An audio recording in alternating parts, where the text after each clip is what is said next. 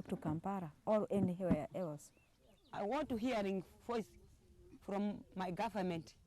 Even though I'm going to say there is no anything, I'm going to try. Kayofewa waffe okufuna abakulu okuva mu kitongole eky'ababundabunda mu ofiisi ya Ssaabaminisita agudde Butaka oluvannyuma lw'amasimu gaabwe gonna okuba nga tegaliiko. Julia Kandwa. Poliisi eriko omuddo gwetandise okunoonyerezaako oluvannyuma lw'ebigambibwa nti abavubuka mu Busoga bagunywa ne gubatamiiza okwefaananyirizaako n'abo abanywedde enjaga. Poliisi egamba nti omuddo guno gwandiba nga gwe guvaako obubenje bw'oku nnyo mu bitundu bino. Nti omuddo guyitibwa Kayongo ab'e Busoga bagufuuweta okwekutula ayi ne namayingo ati bagutinse butinsi. Kayongo asingenda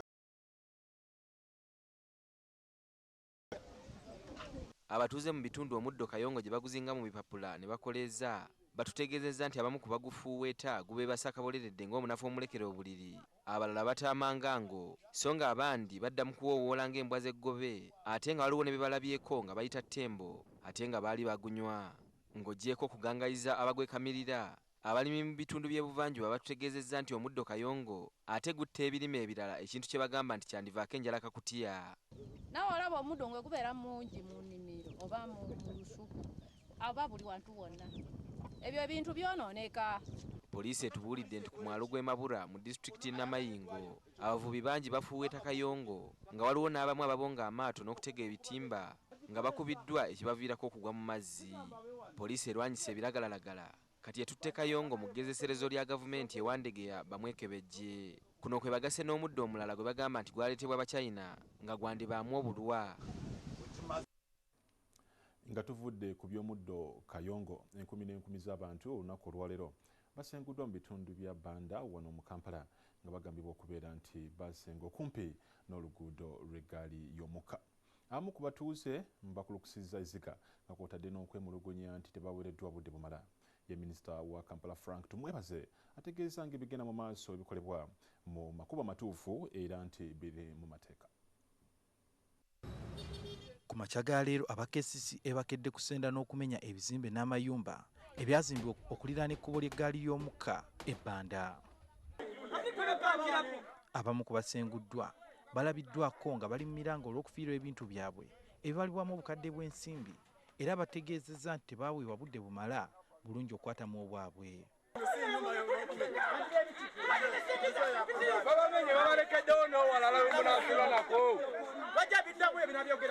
Obwe bubbi obwenkukunala obugenda okutandikawo kino nkyogera sikirumamu obubbi bugenda kutandika abatembeyimubagoba gavumenti mutuyambe.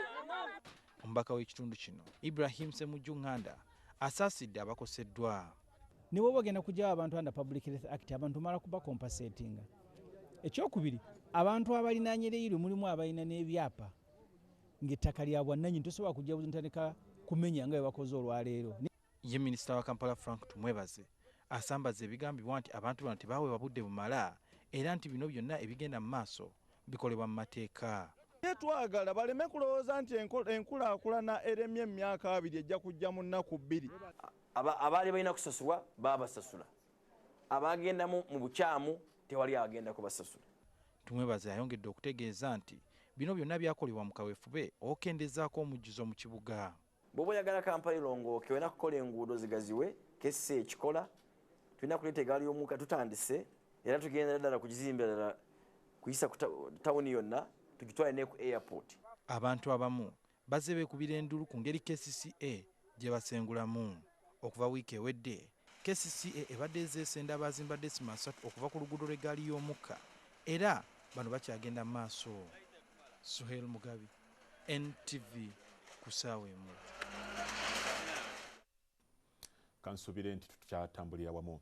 Tugenda mu maaso wabula tugenda kusooka tube nga tuwumulamu katono ddala bwe tukomawo tudde n'amawulire amalala mangi g'otasaanye kubeera ng'osubwa toyina kusekuka. Bino byolina okuba ng'onirira.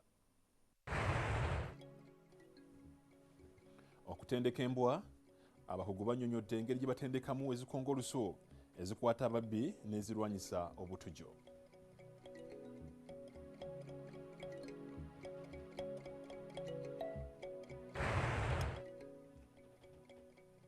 Okuwanganguka kwa Ssekabaka Muteesa II tukuleetedde olugendo lwe okuva mu Uganda okutuuka e Bungereza.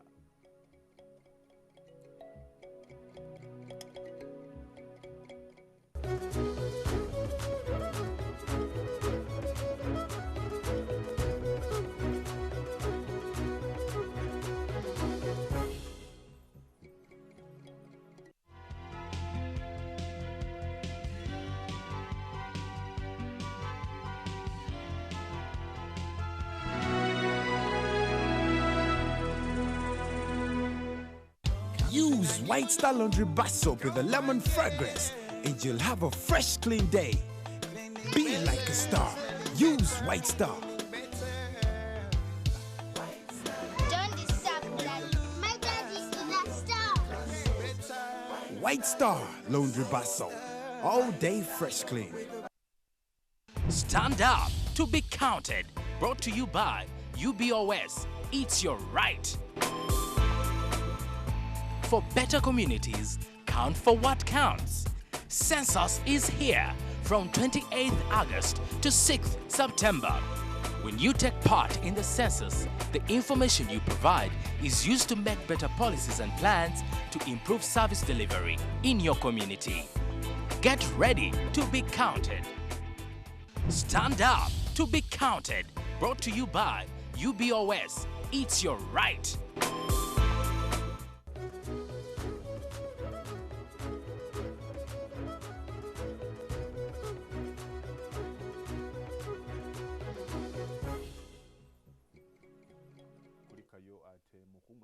Era ketugendera mu maaso ne NTV ko sawemo tuliko abaana b'obuwala babiri abali wansi w'emyaka 14 betuguddeko mu bitundu by'e Soroti nga bano be batikibwa omugugu gw'okulabirira amaka asaako n'okuba nga beerabirira. Nnyina w'abawala bano yanoba n'abaleka ne kitaabwe alina obulemu ate nga talaba. Abawala bano balina okulabirira kitaabwe nabo bennyini ate okuba nga beerabirira yadde nga emyaka bakyalina mito ddala okuba nga batikibwa obuvunaanyizibwa bwonna. Muzeeyo Dede Daniel nga wa myaka 57 ku kuzaalibwa ng'alina obulemu kwegatta n'amaaso okuziba ng'akuze. Ono abeera mu munisipaali y'e Soroti n'abaana b'abawala babiri ng'omu wa myaka 14 ate omulala wa 8.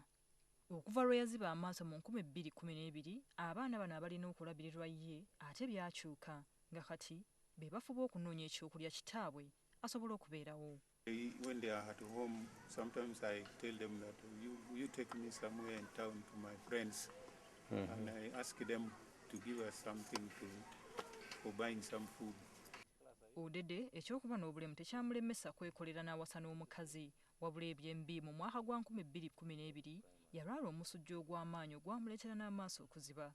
Abasawo baamusaba obukadde obusoba mu 2 basobole okugalongoosa wabula nga tazirina era okuva olwo amaaso ne gaziba. The doctors who checked my eyes, they say I developed a severe fever in the eyes. Kigambibwa nti wano omukazi we yava n'atandika obwenzi nga n'abasajja yabaleetanga mu nnyumba. The first day which I realized that when I got money when he was sleeping on my bed. Oh, sorry. And I told him, don't come back again. National bwe kitaamumalira n'asalawo agende n'omusiguze. Kati bawala b'Odede abato balina obuvunaanyizibwa obw'okulabirira kitaabwe saako n'okwerabirira. Abaana bano basindika kitaabwe mu kagaali lwe baba tebasomye olwo ne bagenda nga basabiriza ku makubo era nga kye bafuna okuva eri abazira kisa kye kibayamba okutambuza obulamu bwabwe.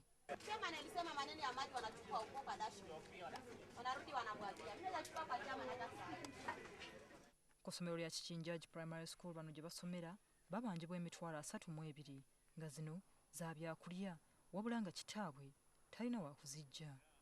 Odede ne bawala be oluziba lwe babala olwo ne balindirira buki ate ziddemu zibalabe. Emboozi ya nnaku eyo zo embwa ezikonga olusuuzo oyinza okuyita enjagujago zikozesebwa nnyo mu byokwerinda ensangi zino. Embwa ez'enjawulo zikozesebwa ku mirimu egy'enjawulo gamba nga okukonga olusu lw'abaziba emisango, okunoonya bbomu, okunoonya ebiragalalagala saako n'ebintu ebirala. Tugezaako okutegeera embwa zino engeri gye zitendekebwamu okukola emirimu gyazo ate egy'enjawulo ne giba nga gigikola mu ngeri eneesimbu. Embwa za poliisi ezikonga olusu bw'oziraba gwe w'amatole makuwuniikirira. Kyewuunyisa ekisolo okukola omulimu abantu gwe bandikoze. Tukyaddeko ensambya ku kifo poliisi weetendekera embwa zaayo ezikola mu bitundu by'eggwanga eby'enjawulo. Tubadde twagala okunnyonnyoka engeri gye zitendekebwamu okukola emirimu egy'enjawulo. Basooka kutendeka basirikale abakola nazo. Omupoliisi bw'anyiiga agihandolinga n'imbwa naye ekitegeera. Naye lwaki poliisi ekozesa embwa mu byokwerinda nga so si kisolo kirala kyonna? Zirina kapasite okwidentifyinga n'okutereka ssente. Embwa ezisinga okukozesebwa ziri mu bika bizungu nga German Shepherds, Springer Spaniels, Bloodhounds n'endala. Embwa ezaffe ennansi zo bagamba omulimu guno tezigusobola. Embwa zino enzungu zirina that characteristic okwagala okukola ate n'okuwuliriza commands. Ekyembwa zaffe ziruroko kyentasuubira nti zonna zisobola okukola. Embwa zino zitendekebwa mu ngeri za mirundi 5 ezikonga olusu lw'abakozi b'ebikolobero, ezinoonya ebibaluka, ezinoonya ebiragalalagala, ezinoonya amasanga n'ezinoonya ssaako n'okuzuula abantu ababa balumiziddwa mu kabenje gamba ng'ekizimbe nga kigudde. Wabeerawo okunoonyereza kumanya nti embwa eno esobola kukola bulungi mu kukuuma kubanga eri bwetinet naye tesobola kukola bulungi mu kunoonyereza abazi b'emisango. Oba eno esobola kukola bulungi mu kunoonyereza abantu ababuze naye tesobola kukola bulungi mu kunoonyereza ebiragalagala. Olw'okuba zikola emirimu egy'enjawulo bw'etyo n'entendeka yaazo eyawukana. Osooka n'oyita explosives zonna n'ozitweninga ku mbwa eyo. Different smells. So embwa n'ezimanya ate n'ezitereka. Ennaku zino kimanyiddwa bulungi nti embwa zikozesebwa mu kulwana era abajaasi ba UPDF abali mu ggwanga lya Central African Republic abayigga kkonye baatulaga engeri gye bazikozesaamu. Omulimu gwe tusinga okulaba embwa zino nga zikola kwe kulondoola abakozi b'ebikolobero. Ekikooti kino si kyange naye katwefuule nti kale nkibbye oba nkitutte ngenda kiteeka mu nsawo yange nfuneko we neekweka. Kati embwa ya wano ekonga olusu ndaba oba enaasobola okunnondoola ne nfuna wonna naaba neekwese. Ntambudde mita eziwerako okuva ku kifo we mbadde. Embwa eno ewunyirizza we nvudde ate n'etandika okukonga olusu lwange mpaka bwe nzudde. Bazitendeka okuwuliziganya n'abazikozesa era bwe beeriko kyezudde erina engeri gye tegeezaamu mukama waayo. Ensawo oba kintu kyonna nga kirimu eddagala esobola okutuula, esobola okusikolakinga, nyonya omuntu bw'eba ng'emusanze esobola n'okumukwata. Kyokka embwa zino nazo olumu ziwubwa gamba nga singa wabaawo ensu nnyingi ezeegasse oba nga waliwo omuyaga mungi ogubuzaabuza olusu. So obujulizi bw'embwa bwokka tubumala nti embwa lwesitinze ye mubbi ye musi yasiba omuntu. Embwa zino zitendekebwa essaawa 3 olunaku era endya yazo esinziira ku mirimu gye zikola. Buli mbwa okusinziira ku poliisi bagimalirako ekitono ennyo siringi omutwalo gumu okugirabirira buli lunaku. Embwa otandika kugitweninga nga yakazaalibwa n'omala kugitweninga nga oba ng'efudde oba nga emaze okukola. Uganda Police kati erina units z'embwa 51 mu disitulikiti ez'enjawulo okwetooloola eggwanga. Gye buvuddeko embwa zino baazigulanga obwanana bwa ssente ebweru w'eggwanga wabula kati baatandika okuzeeyaluliza kuno. Gertrude Tumusiime Owitwale, NTV. Ebyo Owitwale byatujjidde mu bbanguliro ly'embwa. Nga tumaze okuyita mu matikira ga 21 nga Ssaabasajja Kabaka Ronald Muwenda Mutebi II alamula Obuganda. Ate twafunye emboozi y'okutoloka kwa Ssekabaka Muteesa II nkadduka abakambwe ba Obote bwe balumba olubiri mu 1996. Katulabe ennaku 21 Ssekabaka Muteesa ze yamala ate okusobola okufuluma Uganda abenga awona ekibambuliro. Omukwano gwa Ssekabaka Muteesa II ne Dr. Milton Obote gwali gw'amaanyi nnyo naddala mu kiseera nga Uganda erwana okufuna obwetwaze ekyawaliriza Muteesa okukola omukago gwa Kabaka yekka ne UPC yali ekulembera Obote mu kiseera ekyo.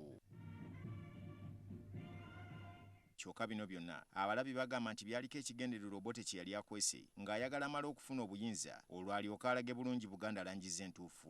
Ne bawamba obwakabaka bwaffe eri eggwanga lyonna lyonooneka nga bwe mujjukira byonna ebyafaayo.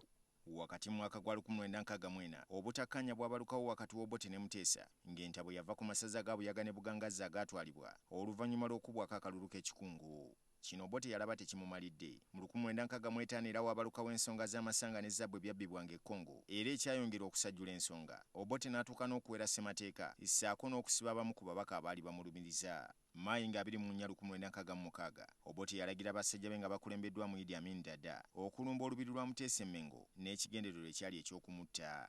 Abaaliwo bagamba nti akaseera kano kaali kazibu nnyo era Katonda eyaleeta ekire ky'enkuba ekyatonya ye yataasa Muteesa okutoloka ku bajambula b'Obote abaali batamye obugo. N'ava mu bina abuuka n'akka wansi n'amukubira essimu n'amutegeeza nti sala amagezi gonna oyite mu bizibu byonna byonna ebiriwo bye tulina ebweru emmundu zivuga nnyo naye sala amagezi oweereza emmotoka ensange ku luguudo awo mu Ndeeba ku lutindo omufukutu ogwo okuva ku nnyanja yange. Okubuuka olubiri adduke Muteesa wamu ne basajja be babiri Maalo ne Katende baali tebalina kifo kituufu we bategese kwekweka era beewogoma mwala. Olwo Muteesa n'ayita omu ku basajja be yamunonawo okumutwalako ekereziya e Lubaga gye yasula ate alaba ekiddako. Yali ne basajja be babiri Joshua Katende ne George Maalo era byatuloka nabo n'abagamba ntwale Lubaga mbasusodooti ye bamunkweka. Omulangira Kitayimbwa Kabumbuli eyawandiika ekitabo kya Muteesa ku nsiko agamba nti Lubaga yali kumpi nnyo n'Emmengo ekyawaliriza Muteesa okusaba bamwongereyo ng'amanyi nti Obote era ayinza okulumba ekereziya. Bonna ne beegatta Ssaabasumba Agustine Musoke ne Ephraim Kamaanyo eyali minisita n'abasaba Kabaka yennyini Sir Edward Muteesa okubiri n'abagamba asiteredde wano ntidde nnyinza okubaleetera obuzibu ne batukwatira wano ekigo kyonna ne bakikuba nekibanga kiyinza okuleeta omutawaana mu nsi ebiseera by'omu maaso. Ku makya Mambya ng'esaze Muteesa yafuluma Lubaga alaba walala w'ayinza okwekweka ng'Obote tamanyiiwo. Dani Kamaanyi kuba yali alimanyi ssaawa wakati w'11 obudde nga bugenda okukya ne basitula okuva e Lubaga. Dani Kamaanyi n'avuga Ssekabaka Muteesa kakati ne George Maalo gwe nabategeeza ne Joshua Katende bombi abaali abakuumi be. Mu kitundu kyaffe ekyokubiri tujja kuleetera ebyaddirira nga Muteesa afulumya ekereziya e Lubaga. Dini Lubowa Sava, NTV ku ssaawa emu. Golola Moses agamba nti omutindo gwaliko wano e Uganda oba oliawo mazzi mawanvu n'olwekyo ayagala agende agezesebwemu oba atendekebwemu n'abasajja bali eŋŋwaŋŋuli mu nsi ez'ebweru. Ogenda biraba mu kanyumiru kaffe ak'ebyemizannyo ketukomewo.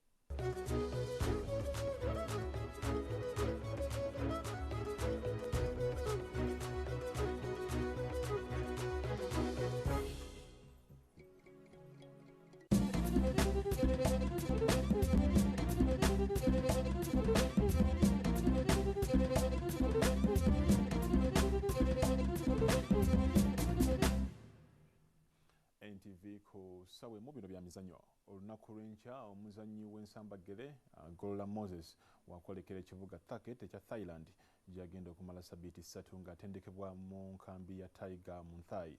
Golola yeetegekera kwambalagana na America Richard Abraham nga 29 mwezi guno wano mu Kampala.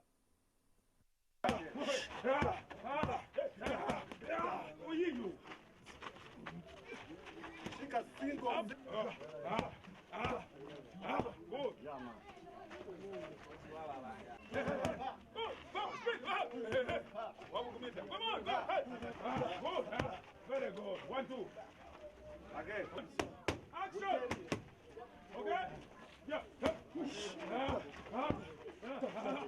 So kakati ffe tugenda e Thailand olunaku olw'Emmande twongere okola training tuwumuze obwongo tulirakisinge tweyongeremu kwegamba n'okusaba ennyo Mukama Katonda. Ngenda kukomawo nze kye ngenda okugamba abawagizi bange nti ku mulundi guno eno fight egenda kuba y'amaanyi.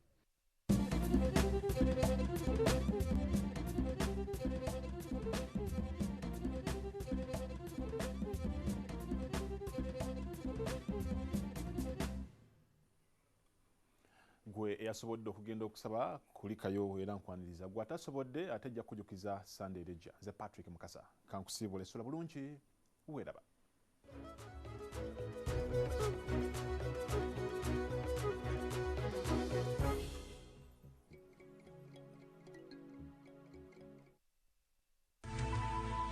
NTV, turning on your world.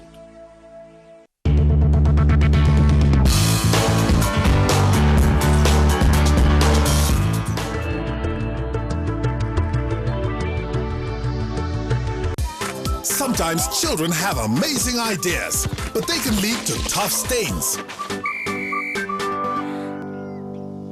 And for tough stains, there's new Omo Fast Action. Its super fast cleaning technology removes stains fast. New Omo, no one removes tough stains faster. Program Guide is brought to you by Jessa Smooth Yogurt. Program Guide.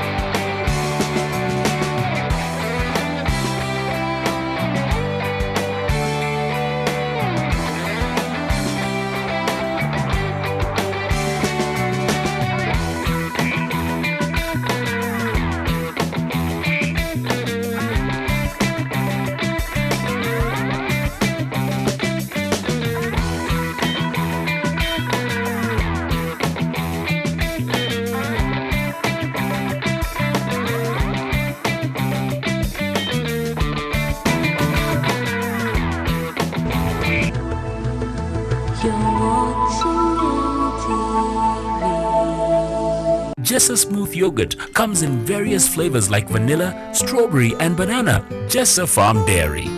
Always trusted, always delicious.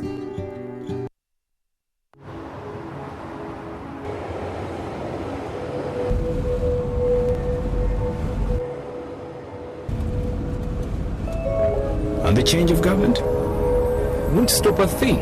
I've run out of fingers counting the number of multinationals setting up here. What about the 3 companies that announced their plans to launch last week? I say they're shortly.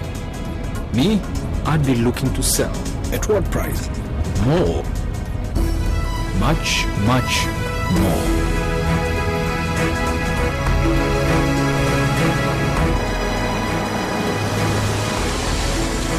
I don't know who you are or how you know these things, but one thing I'm sure of, you're in the wrong job. Here, call me tomorrow at 9 o'clock in the morning. I'd like to hear more from you. Are you ready for your big break? The East African, understanding the region.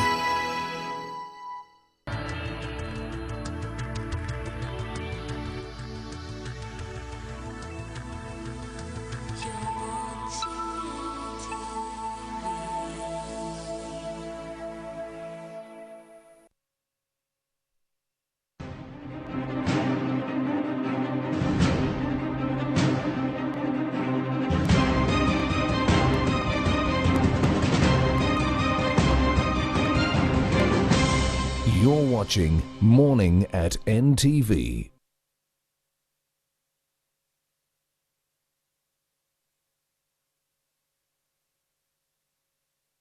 For the weekend,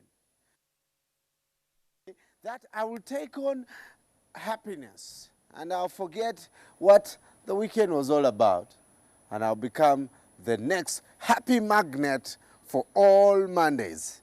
Welcome to the show. My name is Brian Mlondo. Let's get started with the question of the day.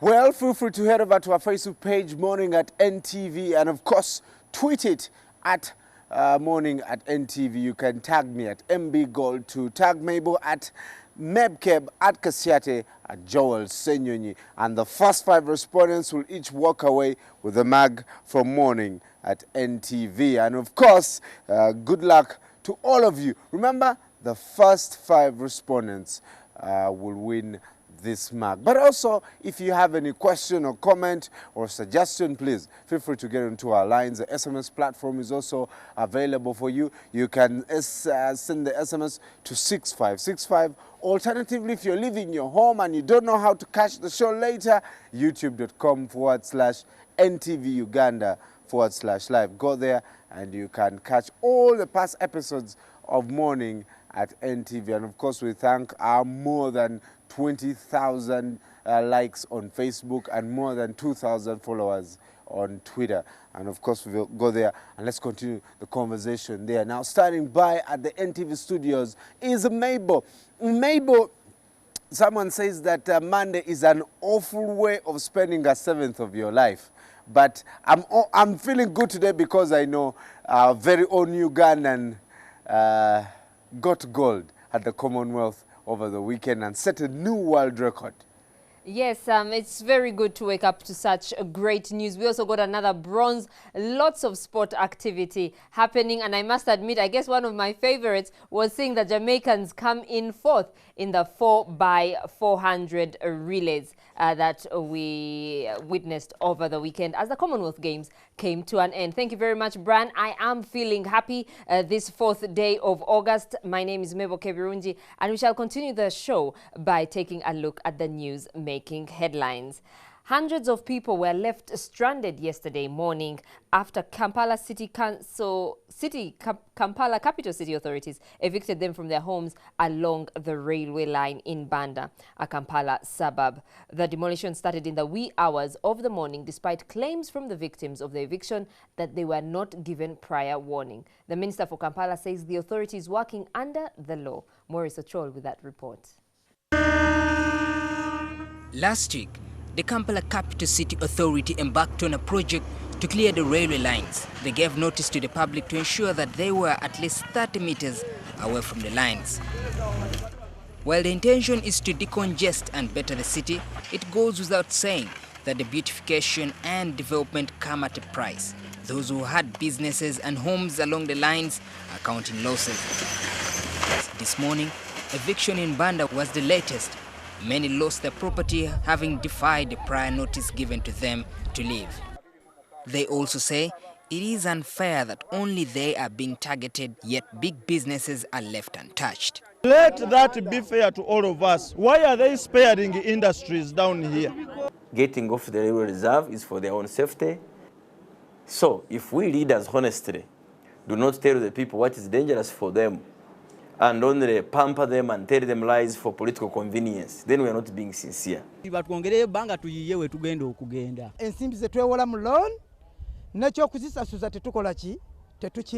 locals claim that the notice given affected those staying in Kampala and not those in the neighboring Wakiso.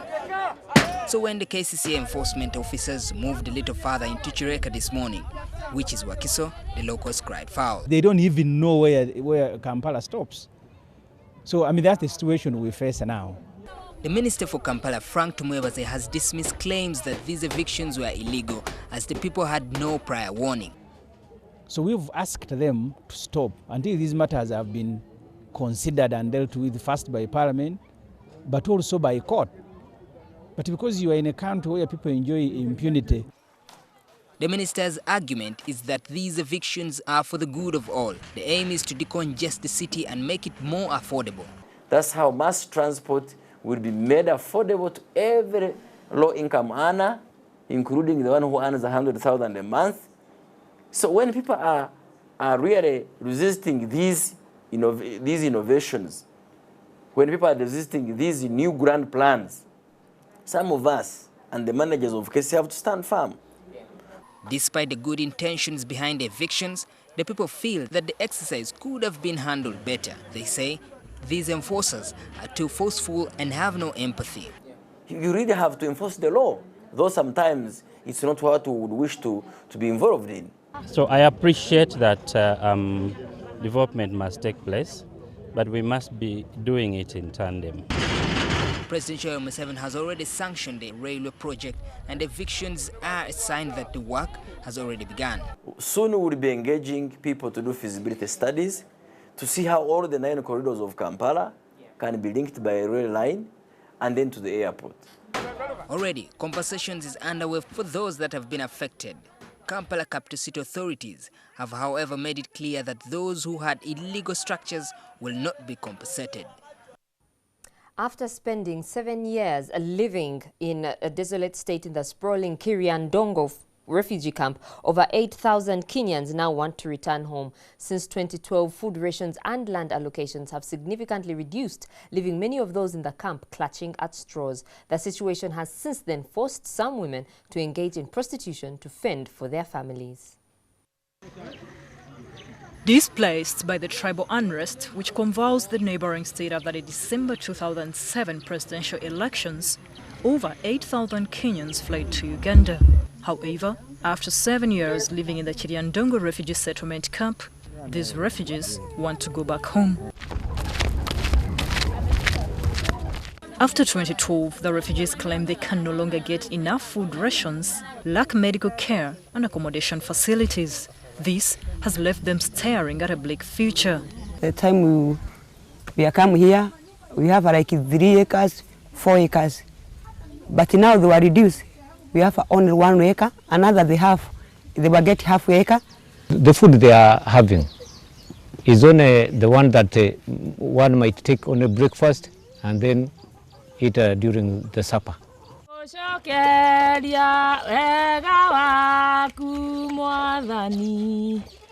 Mary Wanjil, a 43-year-old single mother, was abandoned by her husband and left with this toddler to look after. With no income and food to cater for a child, life has become harder in the camp. Maisha tena ikawa ngumu kwa sababu chakula ilikuwa ni shida. Kupata maziwa ya mtoto ilikuwa ni shida. Men in this camp have abdicated their responsibilities. Some of them are now engaged to young girls. Yeah, you get married by that time because you'll be getting whatever you need. You'll be given food there, water for washing. Things are better off by that time. Some displaced women have turned to prostitution to make ends meet. We are selling ourselves because of poverty. We don't have money. We don't have anything that we are benefiting of. The children want food, they want school fees and another thing. Then from there I can get another money, have a good money. Many of them hardly care, contracting the deadly AIDS virus. Even if you are given 5,000, and you are not going with one person, you can go with even more than 5, so that you can get enough money to feed your children. And I want to fear about the HIV, because I'm ready to die because of my children. It's better I die and I give them future. Don't mind about that there is HIV. These days are something normal, because even if you get them, you just go and get some drug, and you wait for your days to come. Because life in this camp is increasingly becoming unbearable and too risky, these Kenyan refugees are calling it quits. We are going back without children, because our children is affected with AI. They were positive, let me say use like that one. And me, I buried my firstborn here. I went with the grandchildren. They are now gone. They are not here. They want to go back home before dying in the wilderness in a foreign land. We want to go back to die with our colleagues in Kenya, because we are going to die because of hunger. What is the difference between the terrorists and the UNHCR that I am seeing in this place? I have hope, and I pray to God to give me a good person can assist me on the transport to reach to the border. Only that. Sasa maisha tunaona inaendelea kuwa gumu kwetu. Kwa vile tumeishi hapa, sisi tunalia kurudishwa kwetu nyumbani. Tunaomba serikali yetu. They are appealing to the Kenyan government to come to their rescue.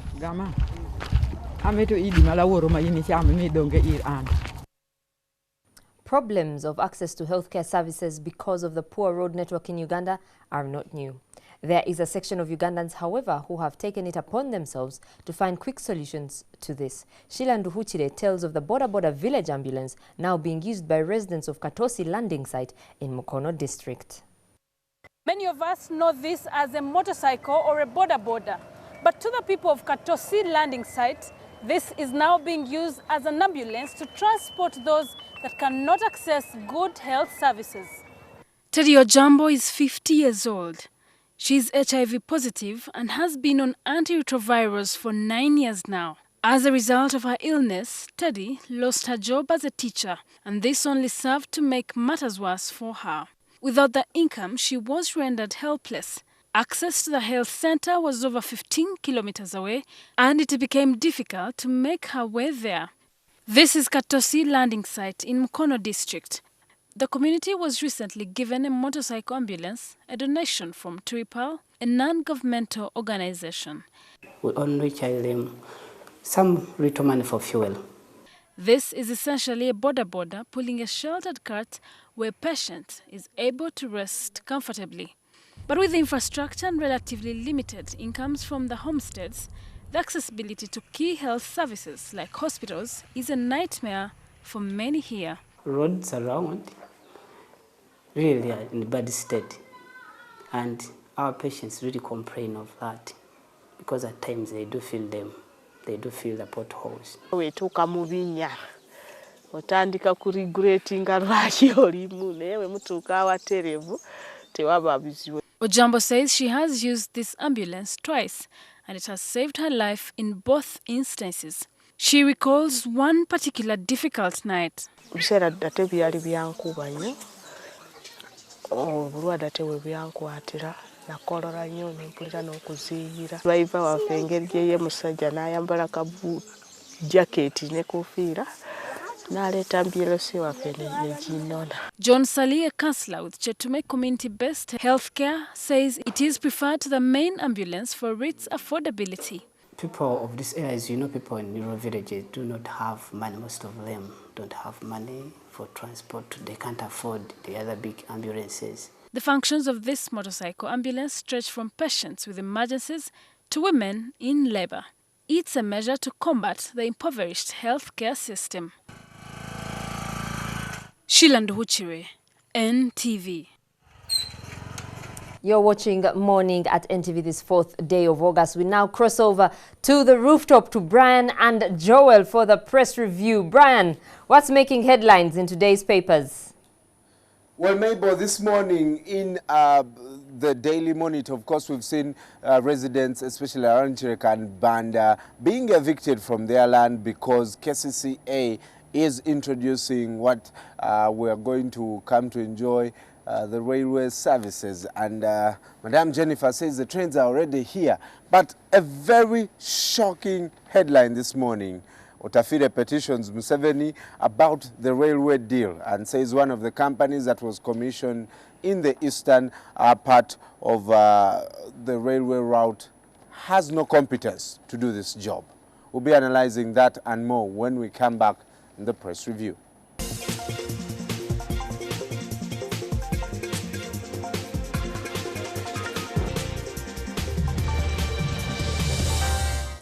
Well, a very good morning to you. If you're just joining us, welcome to Morning at NTV and a happy new month to everyone out there. And I know when it turns August for some people, it's already December. Joel Senyonyi this morning joining. Good morning. Good morning. How you are? I think I've been too sleepy during this weekend. During the weekend, what were you doing? Yeah, so I'm trying to wake up. Trying to wake up. And Simon will be joining us in a couple of minutes. Joel, is this, for me, my ever constant question is going to be, is this a surprise that when we are, KES is doing its job of evicting people, the trains are here, and then someone messes up. Yes, we saw photos of the trains. Yeah, we saw photos. The KES director took photos of the interior and the wagon as it looks like. And we are set for October.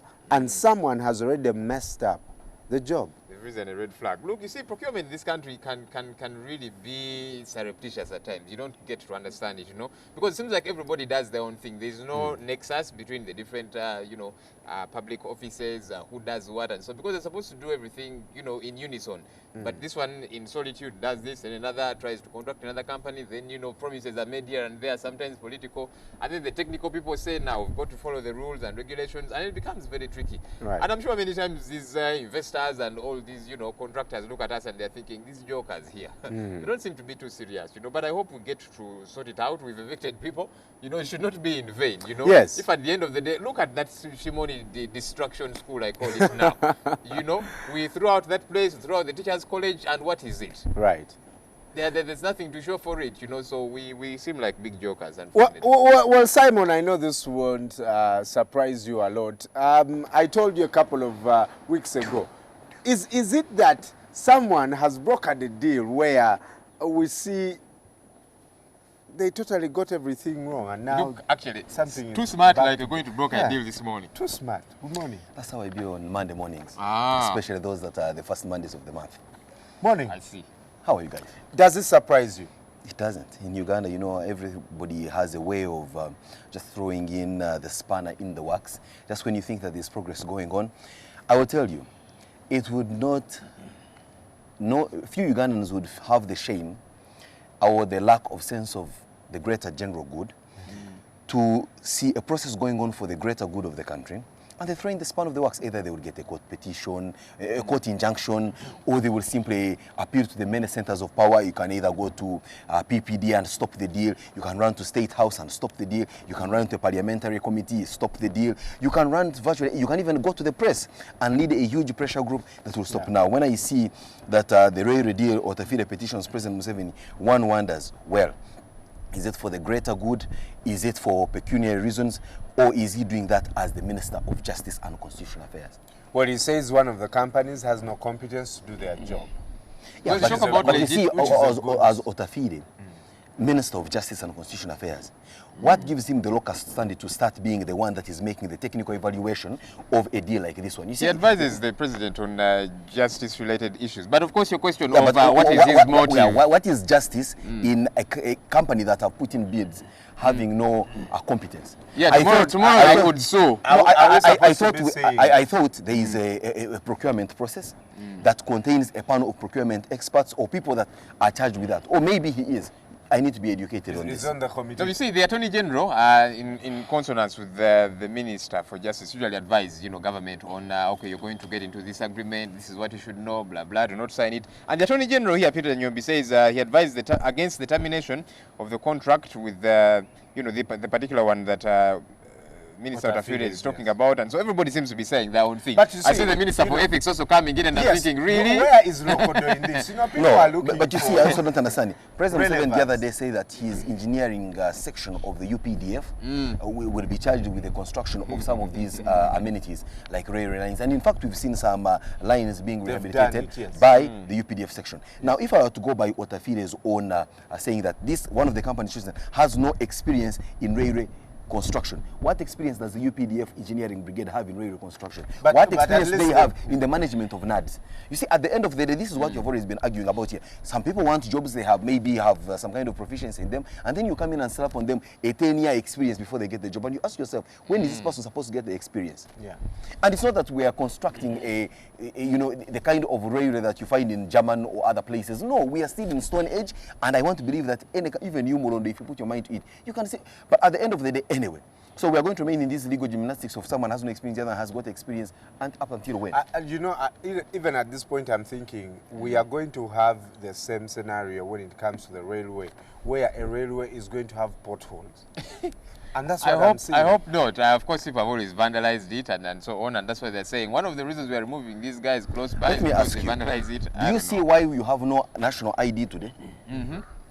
You know when the process began? It began ages ago, after independence. Long before your parents met. I just registered successfully the other day. I hope I get my ID. But because there was one contestation of another contestation of another contestation, everybody this company seems to is be an expert. Then a deal is brokered in the middle of the night between a certain ambassador with a certain president.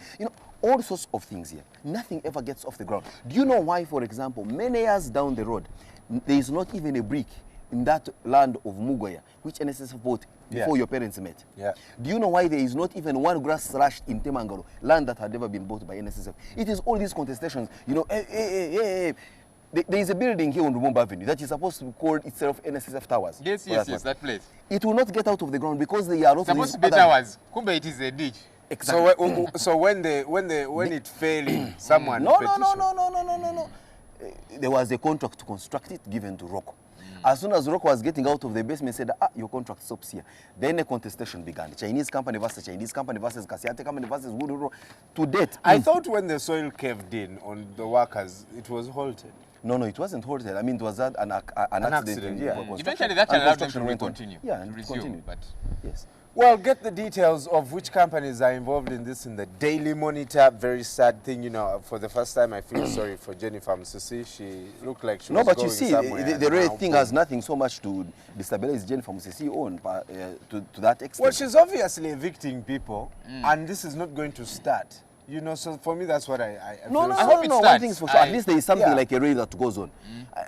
When I am in my safe haven in Jinja, I see trains passing by at about 2 a.m. in the morning. They're ostensibly coming from Kampala. You think they reach somewhere and then jump over and use a road? No, there's a rail. There's something like a railway that's available. And possibly that's what we'll use for the start, as we do our passenger services between Namamve and Kampala. Then the rest shall be for cargo and other things. Kabale caught someone's Lukwago basically over inciting of violence case. It's interesting how these guys have 1,000,001 cases on their heads, but each time they win these cases, you know. So one wonders, what do they win the cases? Each time. Tell me one that has government that is tired of suing them. The state attorneys but they keep summoning them, they keep taking them to court. No, it's because you know there's no merit much of the time. Yes. You know, and that is why they've not lost any. Well, in the Observer this morning, we're waking up to interesting news that members of parliament are in a 41 billion shillings cash bonanza. Where are they getting this money from? Remember, the president did promise some legislators, and we're talking about specifically those from the NRM, that he would give them some cash bailouts on their wantonly accumulated debts. And we are happy to inform you, at least by the Observer, that these broke members of parliament of yours, who are for the most part good for nothing, that's why you find empty seats in parliament, have finally gotten a shot in the arm thanks to our very benevolent and very altruistic president. You talked about good news for the people. Perhaps now they can begin lining up at their homes for coffins, for school fees, and so on. That's what happens. You talk about an empty parliament. Look, this recently annulled anti-homosexuality law, of course, Kroge lawyers demand 15 billion shillings in costs. I'll tell you, actually, for me, I'm not even so much bothered by the courts, you know, and what they did declare. My problem is the members of parliament. If you're going to be 15 or whatever the number and you pass a law, I would want to have this law in place. But do I want to have it passed illegally or, you know, without following procedure? No. Well, I'm sure you remember that very time here. And Baba's raised, and all of you people, because you love to hate him, you poured scorn on him. The rules of parliament are simple. Previously, it was envisaged that at least 2/3 of members of parliament must be present, pass the law, and that's quorum. But then I'm told that there was an amendment to that to say that quorum shall be determined by parliament. And so, before that ruling was made, that the Prime Minister did raise it to the Speaker then that there are issues of quorum, she should have taken it upon herself to ascertain that by way of a head count and things like that. She ignored it and went on. And if you realize that this law was passed stealthily, I remember then I worked for the European Union, and there's no mincing words on the interest the European Union had in the passing or not passing of that law. I can tell you, it was a Friday afternoon. All of a sudden, my phone starts jumping off the desk. My phone was gazumped by over 200 phone calls coming in at the same time, messages and all that. When I finally picked one, it told me, "Are you in the Ugandan parliament?" This was a call coming in from Brussels. I said, "No." Of course, I had to present a facade that I am on top of events. I moved at not less than 200 kilometers an hour between Crested Towers and Parliament just to see what was happening in that house. And guess what? As I was arriving in the press gallery, I just heard the following words. The eyes have it, and there was a group of pastors in the other corner in the gallery jubilating. And one asked themselves, why is it that one side of this was present in the gallery and others were not? What was this stealth moving to deliver this whatever? So that illegality. I mean, tomorrow they will be passing another law on something else totally different that would affect you and I, and we're not even aware that this deliberation is going on. We cannot allow Parliament. My question is many laws that have been passed there. If this came back to Parliament right now, would it pass? They say they will pass it. Many of these MPs are saying so. But you see, at the end of the day, look, I personally... Let it come back and they pass it legally. Legally, yeah. I'm very interested in this law. But you see, I don't want it to be challenged tomorrow because President of this. Museveni, after that, he wrote, remember that stinking letter that he sent to the Speaker of Parliament. And of course, we in the press all jumped onto the press and said, now look, it's going back to the usual power struggles, Museveni versus Kadaga, because you see Kadaga was trying to use this for her personal political experience. Remember, she had promised Ugandans that she would deliver to them a certain gift. A Christmas gift or there, something of the Valentine's gift. And therefore, it came the way it did. And President Museveni did raise issues of, say, why do you, as a parliament, pass these things illegally?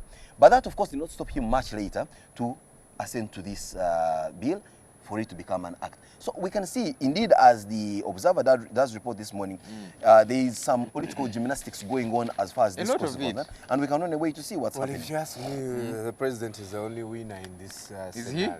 Yes. He managed to appease you guys by signing the law. He is currently in Washington, D.C. and receiving kudos and part of the nobbing and so on. But you see, whatever we do, let's do things the right way. Brian, you are a good man trying to take care of your family, and I would want you to take care of your son, for example. Should you do it by stealing? No. So taking care of your family is a good thing, but do not do it illegally. And for me, that's the whole point here. You know, this law is good, we need it, but pass it legally, because if it's not challenged today, it could be challenged again tomorrow. So seal it nicely and move forward. Well, one thing that is definitely going to be legal is that the Ugandan government has to pay the lawyers 15 billion shillings. Uganda gets teeth-making machine. Boss, are you missing anything? The last time I checked, I had more than I should have. So. I'm busy checking right now. And you know how you hold your teeth, you use your tongue. Someone will hook you up for 1.5 million and you get new teeth. Well, we have got an interesting open here by former Minister of Education, everlastingly, and then, of course, former Secretary General of the East African Community, Mr. Nuwe Amanya Mushega, saying that Ugandans may be quiet, but they are not dumb. Now, you may need to read the double spread, understanding why he thinks that we in Uganda may be quiet, but we are certainly not dumb. Where many people argue that we are quiet, dumb, subservient, and, of course, always subjugated. We must candidly discuss voter bribery, intimidation of candidates. This is coming in from Richard Tudwong, Minister without portfolio. Interesting that that's coming from him. You know, I hope we can get to act on that. Quote of the day, this is by MP David Bahati on the anti-homosexuality law court ruling. The court case ruling is no victory at all. The morals of the people of Uganda will prevail.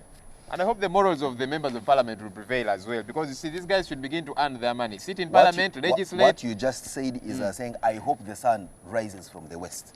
Well, let's cut them some slack. You know, there's always room at the top. There's always room for improvement. Can we hound them and say, guys, begin to put your act together, you know? And Joel, I am here with you. And this has a time frame to it. We're talking about the 9th parliament. The sun will not rise from the west. That's what I can tell you. Why are Mbabazi youth silent? This is a question being asked here in the Observer. Now, take a look at this story or opinion or analysis, whatever it is. But there it is in the cover pages. Why are Mbabazi youth silent? Perhaps they have been debicked. Well, speaking of Mbabazi, right, Kaibura in the Red Paper this morning saying Mbabazi will never rule Uganda. Who decides who to rule Uganda? But you see, if that is a quote that is coming out from the Inspector General of Police, and let's say we take this to be the gospel truth, that what the Red Paper has reported on this is true, they are quoting the Inspector General of Police. I think Kaihura sometimes becomes a bit overzealous and doesn't understand what his docket is. He actually yes, is we understand that he's a political animal, well within his right. But he must appreciate that he is leading an institution of government that should be above the murky waters of politics. I do not know why we shouldn't be debating that he is there as a political cadre in the Uganda police force. But, you know, for some time, he needs to cut himself some slack and face some shame and get out of engaging in this kind of political bickering left, right, and center with politicians. Because each of us has got a side. You know, it's very difficult that you have an entire cabinet, an entire government structure that, you know, people have got their feelings. They, you know, they're attached to some kind of party or that kind of thing. But you see, when you're in an office like that one, you have got to be seen to be neutral. Unfortunately, that's not happening. I have a copy of The Independent in my hands here, top story. When does this go up to? All right, this is August 1st to 7th. So we are still within time. We are still within time. Should have brought this thing here on Thursday or at least on Friday. You see, I keep telling you of incompetence. Just where you thought that there is possibly some level of competence in the Ugandan, there comes in Mwenda bringing a newspaper. Mwenda, the next time you don't come running with this thing early enough, will not read it. But for today, this is all right. Kicking out weak MPs now. There's new faces here. I see Judith Nabakoba. I see Judith Babidie. I see Professor Nwagaba. And you see, I'm looking at the headline and they say, okay, with all due respect, kicking out weak MPs, and then we are having perhaps even weaker people attempting to kick out weak MPs, and you ask yourself, so we are getting weaker, So who is the weaker one among these? Professor Nwagaba is a man with a good head on his shoulders. Perhaps you're talking about Judith Nabakova. She's head in music, dance and drama in police. Without due respect to Professor Nwagaba, don't you think he would serve better this country in his capacity as an academician and But we keep saying we want good brains in parliament. Yes, he wants to be more influential. People who bring quality debate to the House. The Deputy Speaker has just talked about that. Okay, now let's go to Judith Nabakova. Judith Nabakova. That one should keep MDD at What police. about... this one is also a singer. I don't know. She talks good when you listen to her. She seems to have good substance. I hope she can deliver when she gets to the question Parliament. is, will the three be any different from those that are already in there? Your guess is as good as mine. I think two there will be a difference. But which ones? Leave me alone. Museveni wants on Africa youth unemployment. That is a good one, considering his country has got 83 to 89% youth unemployment in this country. I see the executive director of Uganda, what is it called? He will tell us about it. But there you have it. Now, Andrew Mwenda writes an article here that I do not seem to agree with. He says, can Uganda emulate Rwandan politics? He talks about how power sharing in Rwanda has worked and the lessons therein and that kind of thing. Look, in Rwanda we have got one bull in that kraal. You know, don't tell me about power sharing and so on. How many bulls do you have in this kraal? I was going to say, things are bad here, you know, but you see, Rwanda is not exactly what we want to emulate. You know, we are badly off here. But have you read the article?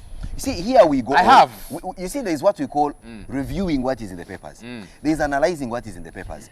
And I think for us to stand above the ordinary brains of people who are watching us, who we just tell a headline and they go off ranting on Facebook like crazy without even understanding the gist of the matter. For us, we should take time. I want you to tell me that I've read it, and here is what he says. This is what he says, and this is how I disagree.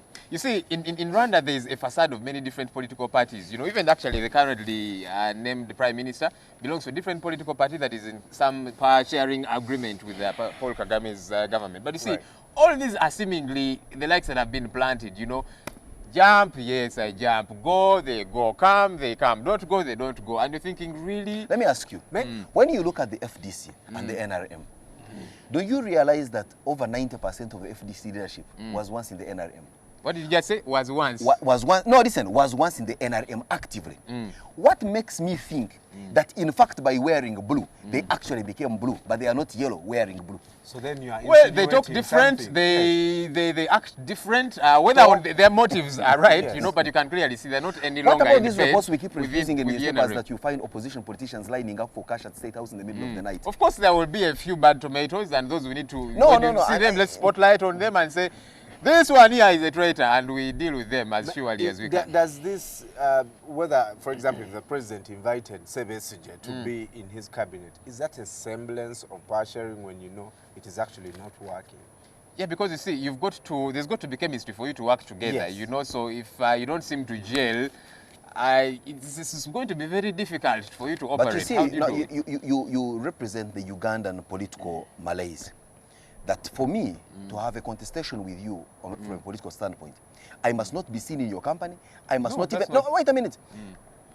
You and I'm giving this, and look at the two principles of Museveni and Besigye. That in fact, if I say tea is good, even if your staple is tea, you must say tea is bad because you disagree with them. Because the people that put me in power. Exactly. Because your fans want to see you in a polarity. You know, if I say rail transport is good, you must say no, rail transport is bad, or at least this government is not able. So we are used to what we call polarity in our Ugandan politics. That is everywhere in the world. No, but you see, Mwenda is saying that in Rwanda, there is not that very divisive political polarity. Because those parties are a facade, they're not real political parties. The moment you say that, then they are a facade. Just like in Uganda, if you find a politician in the opposition who will agree to what President Museveni has said, you say, oh, I may disagree with the NRM on this, but on this particular point, I agree. You see, he was both. But let's talk about how many of those MPs are there or politicians are there that actually agree with what the president says. Well, in principle. To be very honest with you, I have not done a forensic audit of the Rwandan political class. Neither have you. So for us now to start sitting here, from the comfort of our ignorance, to start dissecting the political situation. We've done a bit of reading here and there in the US. You've probably never been there. I read, I watch TV, I see. That's why I've talked to Israelis. I have not carried out a forensic analysis of the Rwandan situation. And So I've what said, we're also no, doing and is a forensic facade means, of and forensic means understand. I have not really read very deeply. Yes. I have not visited that place to understand it to the depth that gives me the moral authority to start discussing them. I have done perhaps differently for Israel and other places. So where I am ignorant, I accept and say I am ignorant. Let us proceed. Museveni will hand over power to youth, says Kaihura. He says that as who? He's in the thing. He knows where dinner is being He knows prepared where tonight. dinner is. That Yeah. man should stick to being a good policeman, you know, if he is at all. You know, this nonsense of him running around, interviewing, I don't know, politicians, who are you supporting and that kind of thing, that for goodness sake is none of his business. No, here he is addressing students of Maryhill High School. I would want to understand. So he was addressing them as part of his grand community policing ideology. What is it? You see, me, I'm beginning to ask myself, where is the dividing line, if at all, between the Inspector General of Police and a political activist? That Kaihura is. I mean, I'm getting increasingly disturbed by his meddling into political issues. Or maybe we in the press have been quoting him. Maybe that's what I need to understand. Because we are not understanding his roles. We have evidence, you know, clips and so on, misquoting, except if somebody really mimicked him that good. I don't know. Well, there we have it. We, of course, know that we are doing very well in the Commonwealth Games, where now Uganda, I think, is on a 17th position with regard to the medal table positions. It could have been worse. At least, you know, that over the weekend we got a gold medal thanks to Kipsiro. Yes. We also know that there is a lady. I'm very happy for that man. He's had a drought. drought. Nanyondo, who has also made Uganda proud by winning a bronze. Remember, we also had a gold medal much earlier in the marathon. So I can think that our boys and girls that went in for these Commonwealth Games had their shoulders well fixed. And for the the good job. Ugandan was giving out medals too at the Commonwealth. Yes, as one of these astute sports administrators. Perhaps I was also expecting to see more sports administrators doing the same job, but that is also an important step in the right direction. Mabel, when we look on the international scene, we know that, of course, clearly there is a ceasefire, a humanitarian ceasefire that's been announced in Gaza to start in the next about an hour. One wonders whether that will hold or will actually take place. We also know that there is a negotiation supposed to take place in Cairo. And yes, who is on the table? Hamas. Who is missing on the table? Israel. What else is happening on the international scene, Mabel? Thank you very much, Simon. I'll start off with a CNN page with news of the doctor who had Ebola, who was flown from West Africa to Atlanta. Now, according to reports there, he is actually making progress. He was given an experimental serum before he left the country. So I'm wondering why they're not experimenting with the West Africans and why they're only leaving it for the Americans. Another American has been infected, and I guess we will get to know their status later on. Still on the CNN page, we have Uganda court strikes down anti-gay law. This was due to technicalities which weren't properly observed when it was passed. That is on the CNN page. A picture here of Sempa with other anti-gay activists at a press conference. Quite interesting there.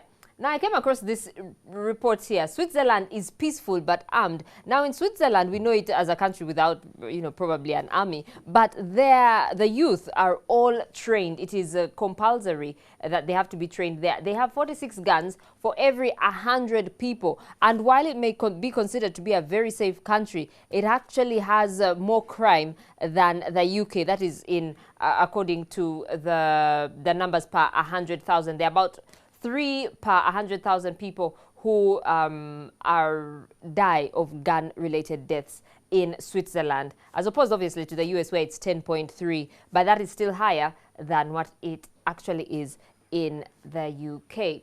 Now on to BBC page, the standout games draw to a close. They say these were some of the most well-organized games in the history of the movement. The 11-day event concluded yesterday. Now the medal table here, England are on top with 174 medals. Australia come in second, and Uganda, thanks to the bronze we won, the bronze medals we won, we are now 18th on the table, just after Cameroon, and I should say above countries like Trinidad and Tobago, Namibia, Bangladesh, Sri Lanka, even Ghana. I was actually, I think, disappointed. I expected Ghana to do so much better. Botswana lady here, Monstro fails a doping test after the 400-meter final. Her B sample is going to be tested later on today, and then we shall know if she's... But she actually came fourth in her race. Kylie Minogue here closing the Commonwealth Games at a crowd that was almost 40,000 people yesterday in Glasgow. Now, Israel, like Simon mentioned, is going to hold fire for 7 hours as talks go on. This will facilitate the entry of humanitarian aid and for displaced Palestinians to return to their homes. They say they, however, will fight back if they are attacked. And in southwest China, at least 365 people have died after an earthquake measuring 6.3 on the Richter scale was recorded. It happened in remote province of Yunnan. And today marks 100 years since World War I started. The couple of troops who marched from Kent in the UK to northern France and Belgium. We're going to see the royal family taking part in these celebrations. Prince Charles will be laying a wreath, and Prince Harry will be inspecting a guard of honor. Over 700,000 people died in this war that started in 1914. Now, that's all we had for you. We'll take a short break, but Morning at NTV continues.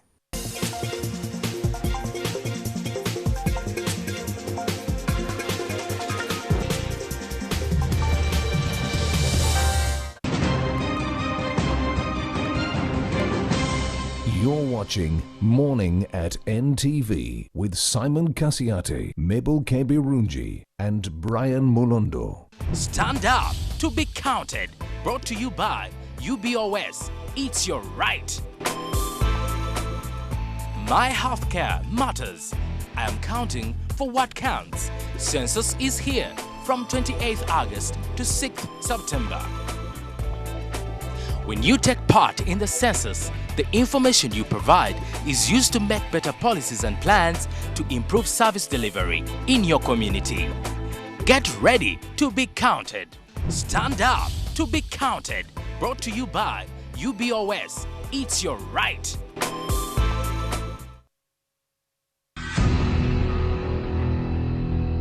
Obonyumirwa ebyemizannyo jangu nkulage. Does! And Adam Johnson, the boyhood Newcastle United man, historic, flying in the face of all football logic. A magnificent goal by Robin van Persie. Ferdinand! Everton lead at Old Trafford. Walcott, Giroud. Suarez. Super Suarez. Gonna backs it up.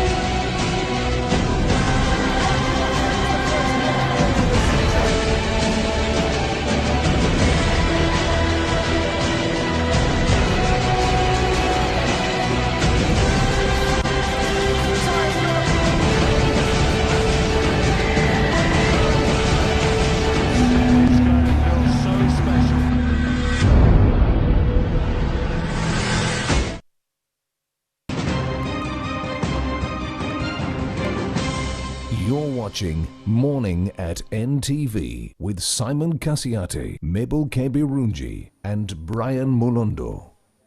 Welcome back. You're watching Morning at NTV this 4th day of August 2014. We now cross over to the rooftop of the Kampala Serena Hotel where Simon is for today's big story.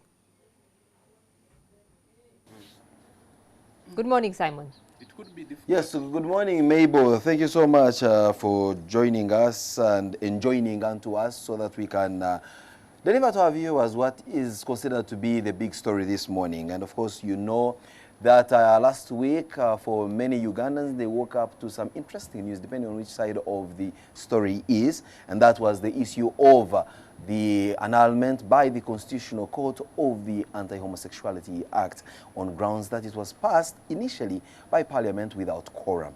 This morning we'll be, adding a voice to this discussion, asking the pros and cons of this annulment, and also looking at whether or not our Parliament is up to any serious good when it comes to issues of passing laws with the requisite quorum and passing them legally.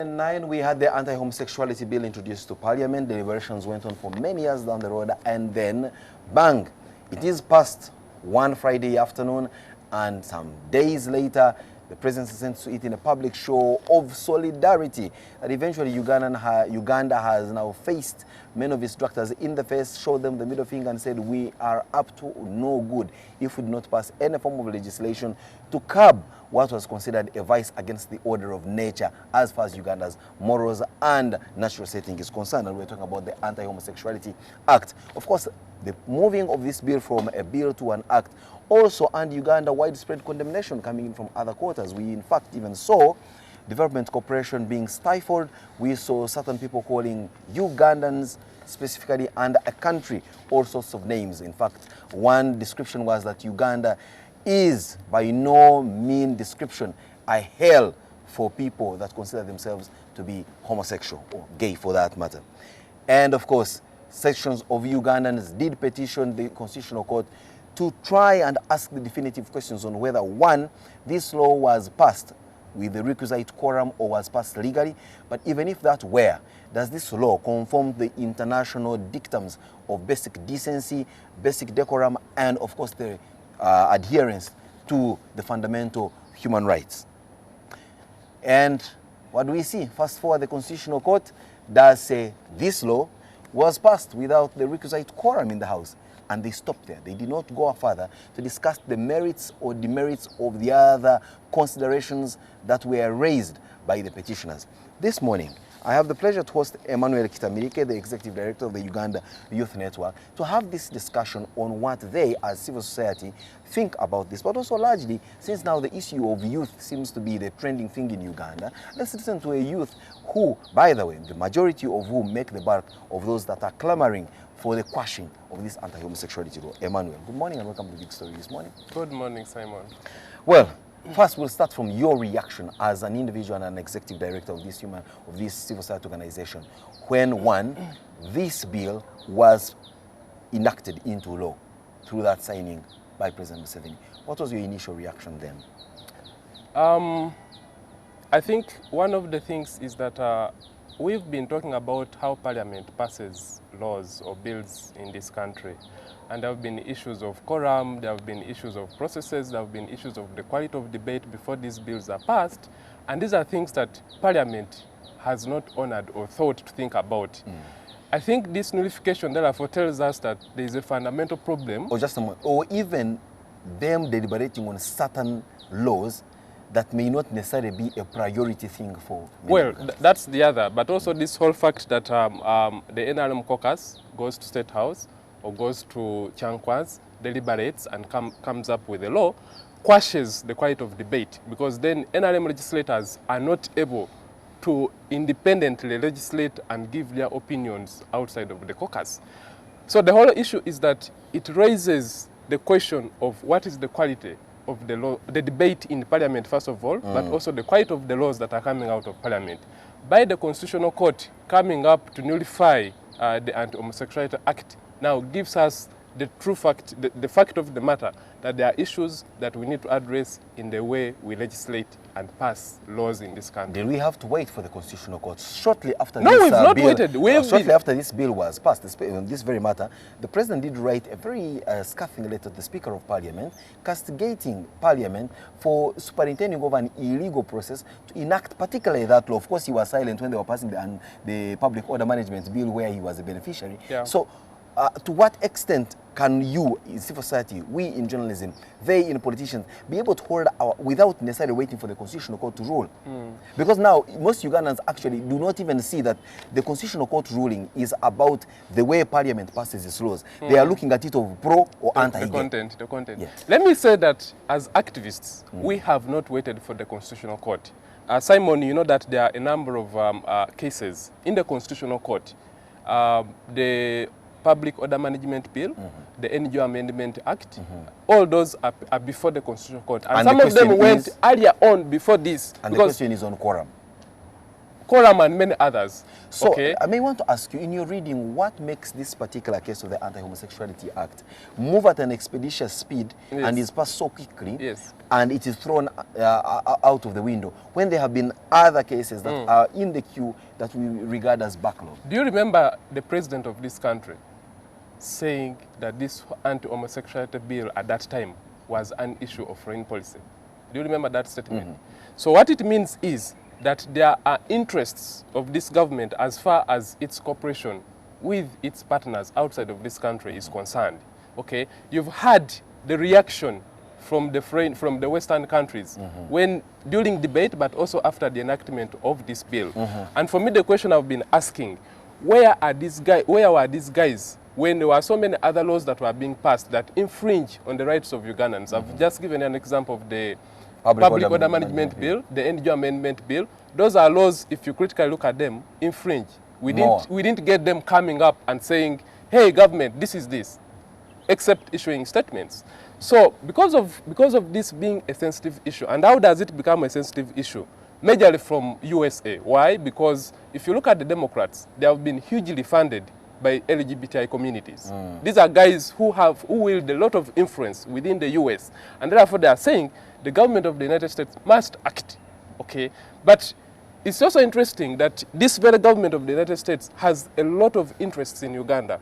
I hope you know that the US embassy in this country is one of the biggest embassy with a bigger chunk of operations in the world as far as the US is concerned. It has 700 staffs.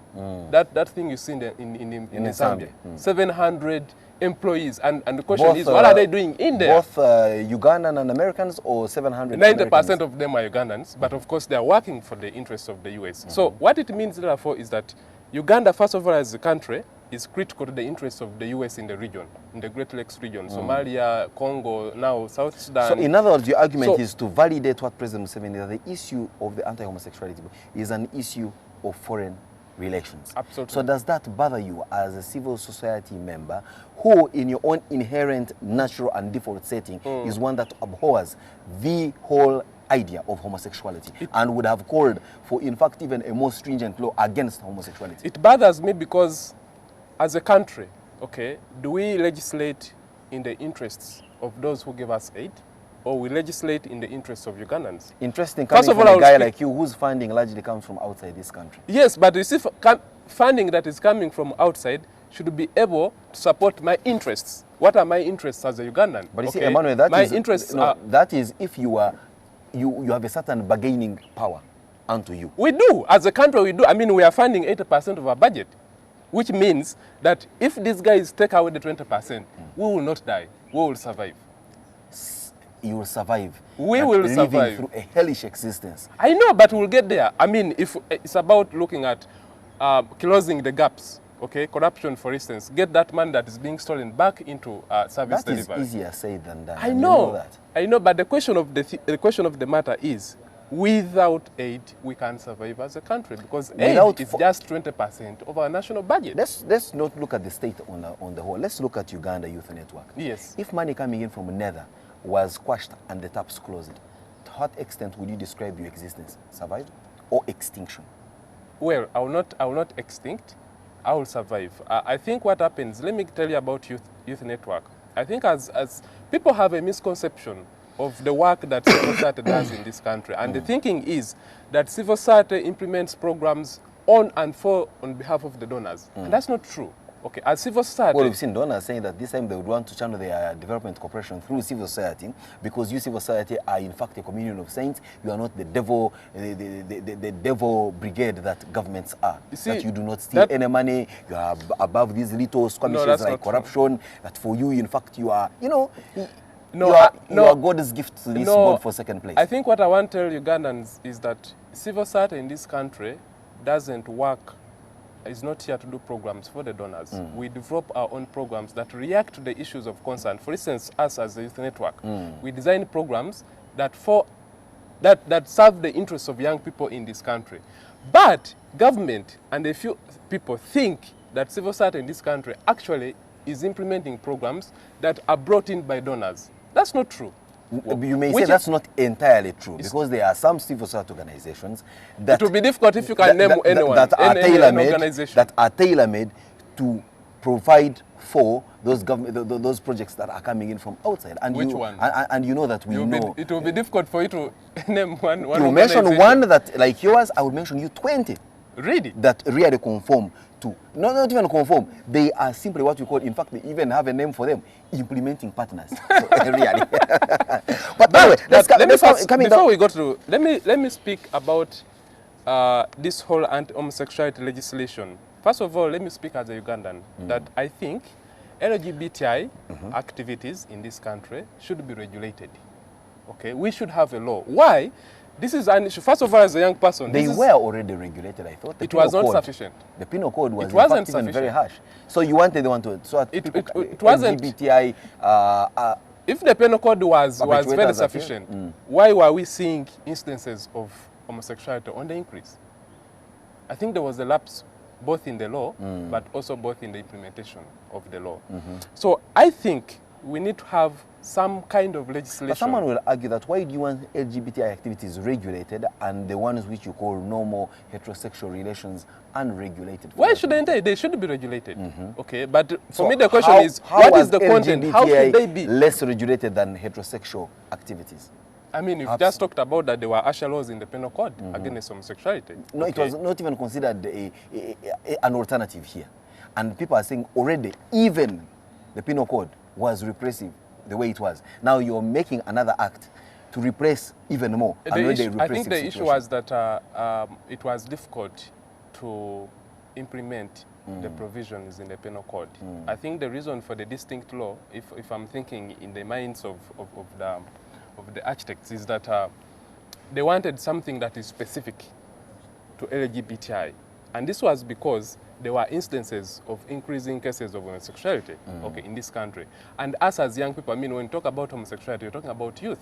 Because they are either the ones perpetuating or they are actually the victims of this act. And therefore, it concerns us greatly as young people. So we are happy that there should be some kind of legislation to curtail, especially when you talk about going to schools. Okay, this guy is going to school and getting, but also this concept of single schools. Okay, where it's much more common. I don't know whether you went to a single school. All my life except my primary school and university. So, do you agree with what is happening or what was happening at that time? I cannot say for sure that I ever saw any case of homosexuality beyond mere rumors that were being suggested. Which school did you go to? I went to very good schools here, and there is always talk that there are homosexuals in there. Yes, but you never see them. Either they had better taste than hit on me, or I was simply not a fan.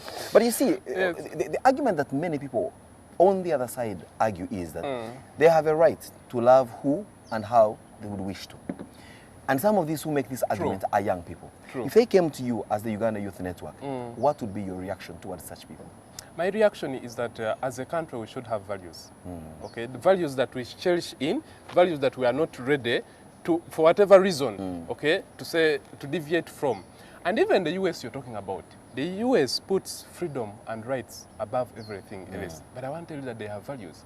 They have those principles that as a country... That place has principles? Yes, they do. That place where people kill themselves and do all sorts Can I give you an example? There was an American who wanted to marry a porn laptop. Did you hear about that story? He had his laptop full of porn, wanted to marry it. I have heard they marry dogs, they do all sorts of things. But you see, I try to keep myself averse of that, the situation going on in that part of the country. I lost interest in that part of the country, and I'm sure many, colleagues in the American embassy here are possibly watching this. I don't care. Listen, I can tell you one thing. Yes. I also have certain fundamental values. I would love to work in a country where I'm not afraid that some loony gunman is just going to go shooting around and people start looking at you because of the color of your skin and thinking that, Yeah, interesting. But anyway, let's getting down to this whole discussion that now this has been annulled. Parliament is going to go back. We've heard. And this is going to be sorted out.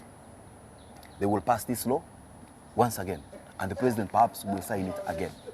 Is that a glimmer of hope where you are, or you actually think that there possibly will be some form of push and pull and will keep into our foreign relations clamor, and at the end of the day, this comes to become a talk of the past? I think as citizens of this country, we should put keenly our eyes on the next actions of government. And these are two things. One, is government going to bring back the Anti-Homosexuality Act back into the legislative process as it is without changing anything? Or actually, government is going to say, we need to review it. But you see, at first, it contained the death penalty. But the final one that was cut did not have a death penalty. First, so there was some review. Why we should watch keenly is when the government comes and brings back the law as it is without any change into the legislative process, then we know government is working for the interests of majority Ugandans. When government tones down and say we need to review the clauses or some of the provisions in this act before we bring it back, then we know government has considered the interests of the guys outside of this country. Okay, so those are two propositions. You had President Museveni. We were talking about Parliament here. Yes. Parliament is the representation of the people. True. So I want to believe, or don't you hold it, that whatever they discuss in there is in the best interest of majority Ugandans? I've told you earlier on that there are issues to do with the legislative process, with the way Parliament does its business. We have had issues about some of the previous laws, how they have been passed, okay, the quality of debate, okay, the content of some of these bills. And even the time available the timing, and even issues of quorum. You've had about quorum previously among the bills. So this law, according to you, should have played a vital role in protecting youth against the vice of homosexuality. True. Now that law, as we speak today, is no more. Yes. What is your next fallback position as a mode of protection of the youth against the onslaught of homosexuality, which, according to people like you, is ravaging this country to the marrow? I've told you that, one, as young people in this country, we strongly believe in a legislation of some sort against LGBTI promotion in this country. Okay. So the question is, we need some kind of legislation, and I want to ask Parliament that this law is brought back for discussion and approval, but now through normal processes. Let's have people discuss the content, okay? Let's have the process followed. Let's have the quorum, and we have a law that is not only, it's within the legal framework of the country. That's one. The second thing is that I think our development partners should also appreciate that as a country, we have values. 37 countries on this continent have some kind of law against homosexuality. This is not just in Uganda. Okay. So development partners should accept that as a country, we have certain values we cherish. Okay, and we are not ready to stand down for these values. Well, what a way to conclude that, Emmanuel Kitamirike. Indeed, a strong message to development partners who, for the most part, have been pushing that Uganda does follow their line of thought when it comes to issues of LGBT, whatever it is, activities. Let's take a short break. When we return, it's Simon Says.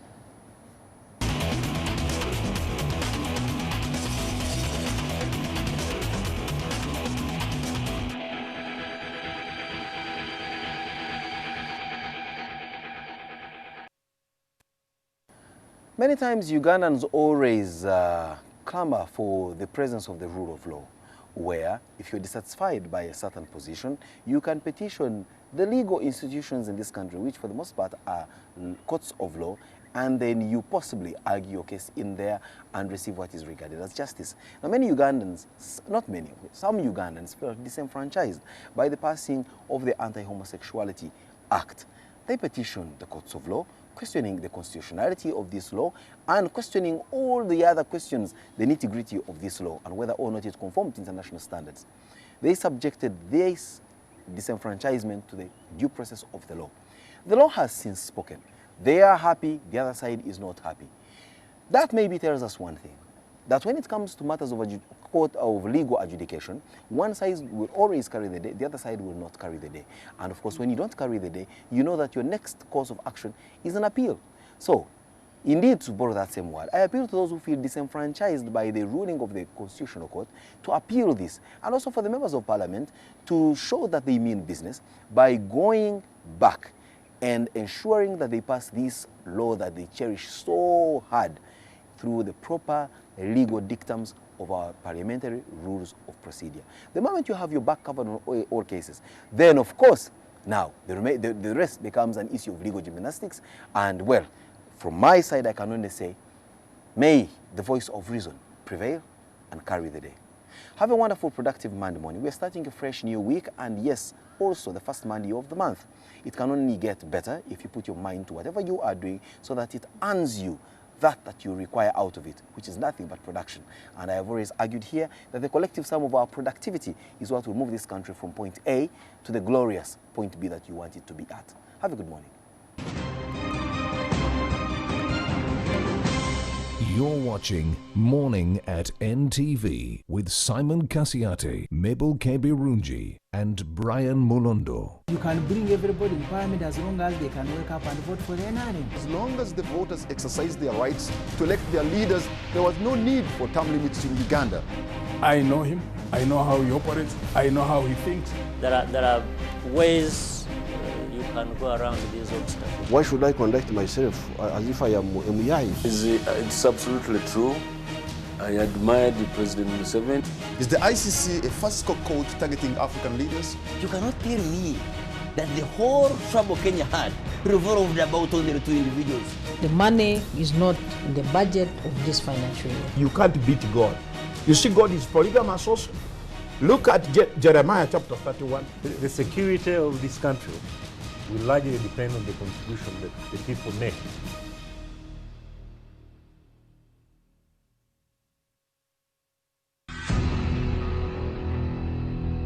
Obonyumirwa ebyemizannyo jangu nkulage. Does! And Adam Johnson, the boyhood Newcastle United man, Derek, flying in the face of all football logic. A magnificent goal by Robin van Persie. Ferdinand! Everton lead at Old Trafford. Walcott, Giroud. Suarez. Super Suarez. And backs it up.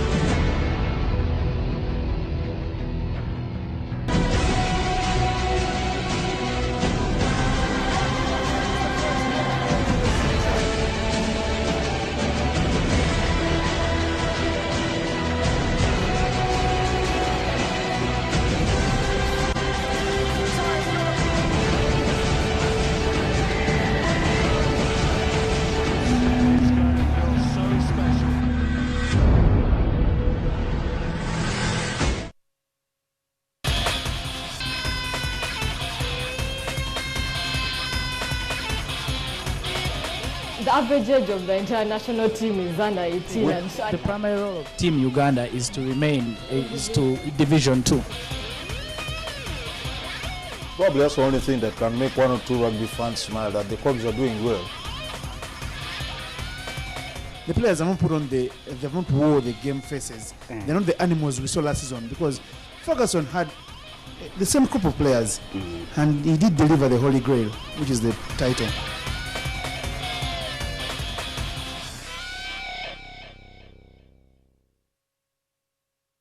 Mr. Krabs, are you ready to party? I like to move it, move it. I like to move it, move it. I like to move it, move it. You like to Wow! Hello, fellow motor enthusiastics. Mr. Krabs, isn't there any way for us to return all of them back to normal? Hey! How'd he do that? The Red Ranger's a bigger problem than I thought. It's time to finish this thing up! What can I do to make them love me again? What are you drawing, Kitty? Mega Rangers?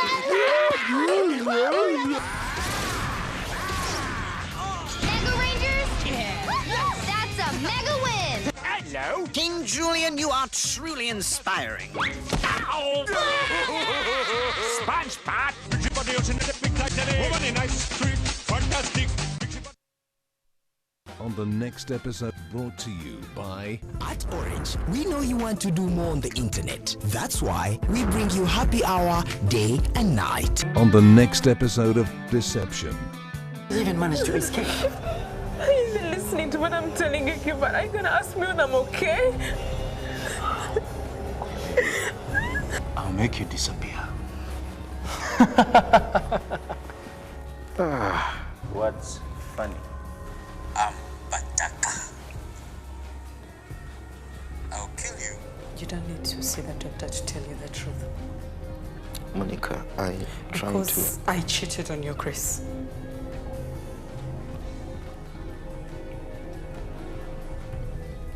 Deception.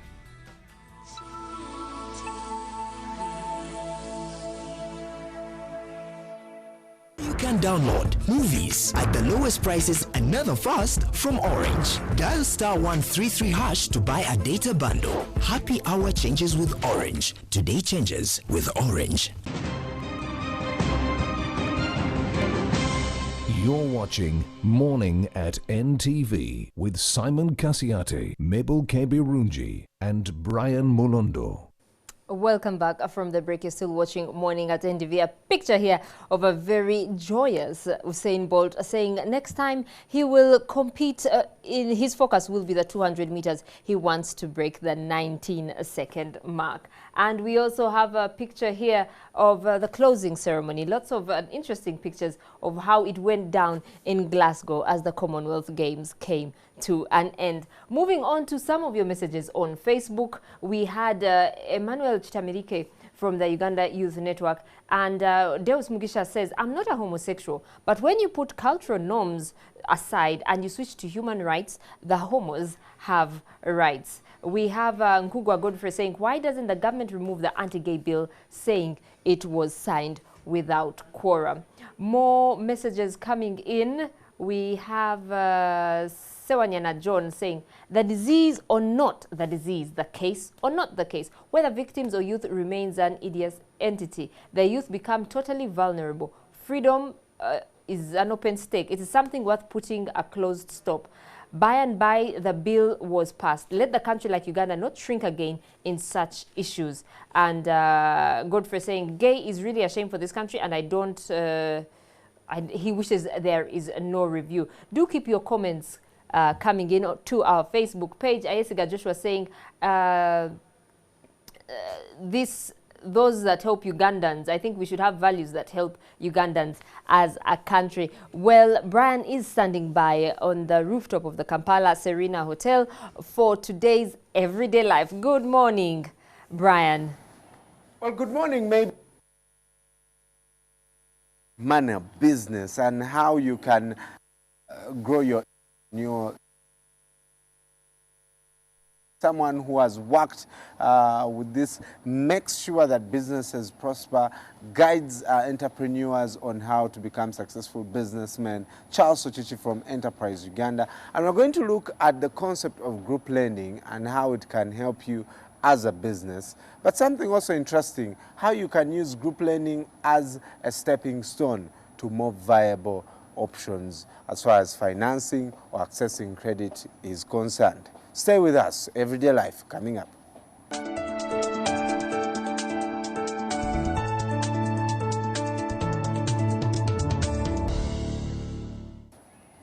If you're just joining us, Facebook and Twitter are open. Please go there and tell us your questions or comments or or anything that you want to ask Charles Ochichi. Good morning. Always a pleasure to see you on the show. Good morning, and I'm always happy to be here.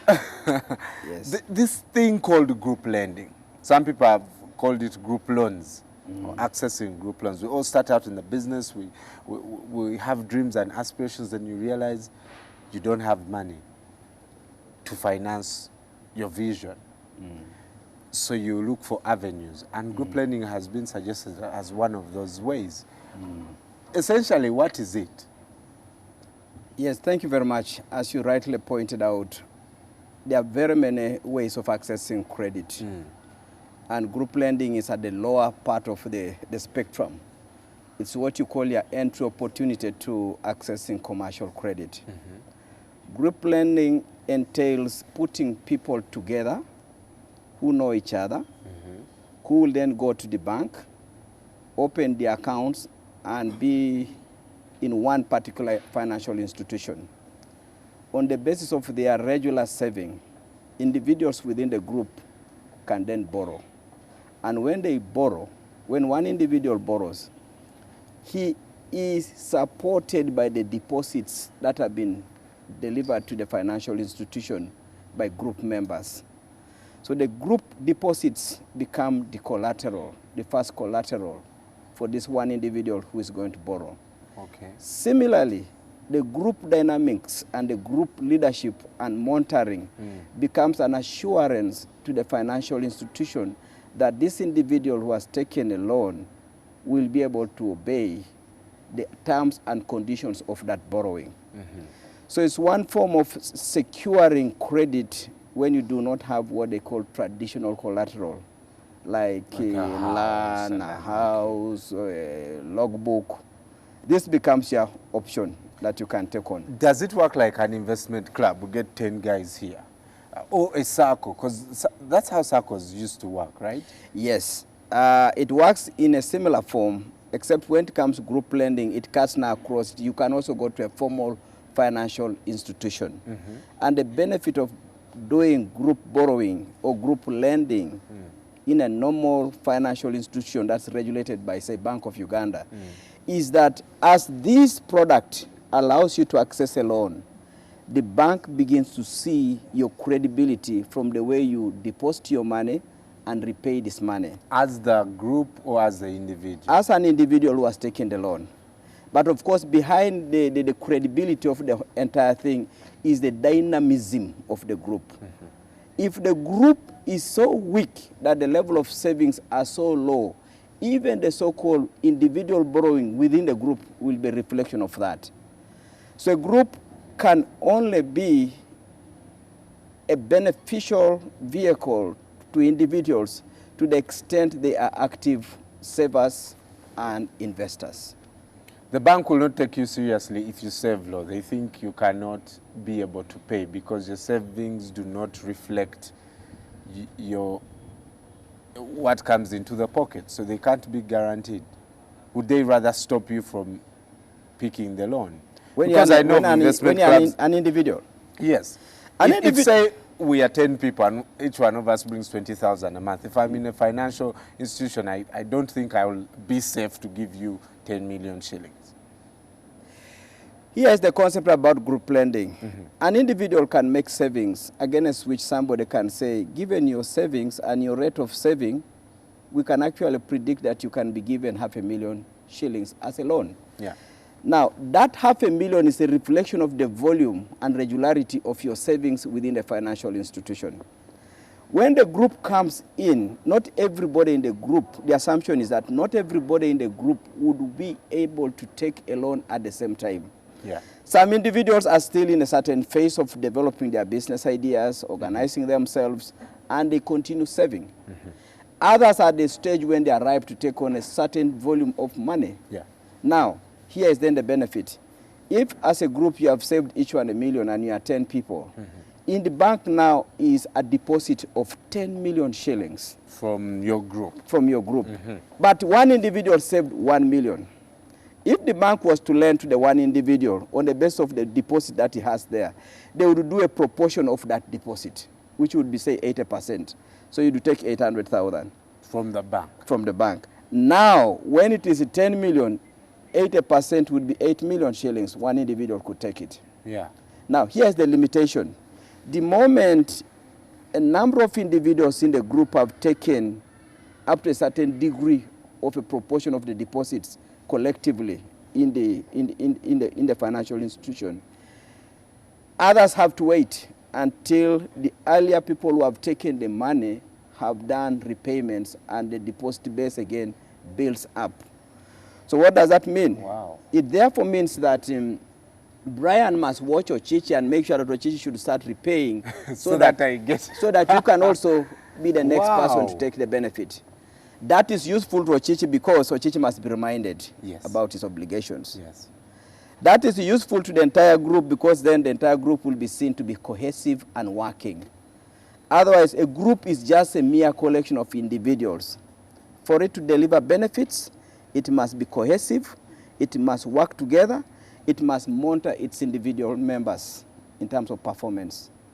You've talked about monitoring. Are there, things, say, on paper? Do you sign an agreement with someone? Do you, as a group, say, okay, the bank uses our deposits as collateral.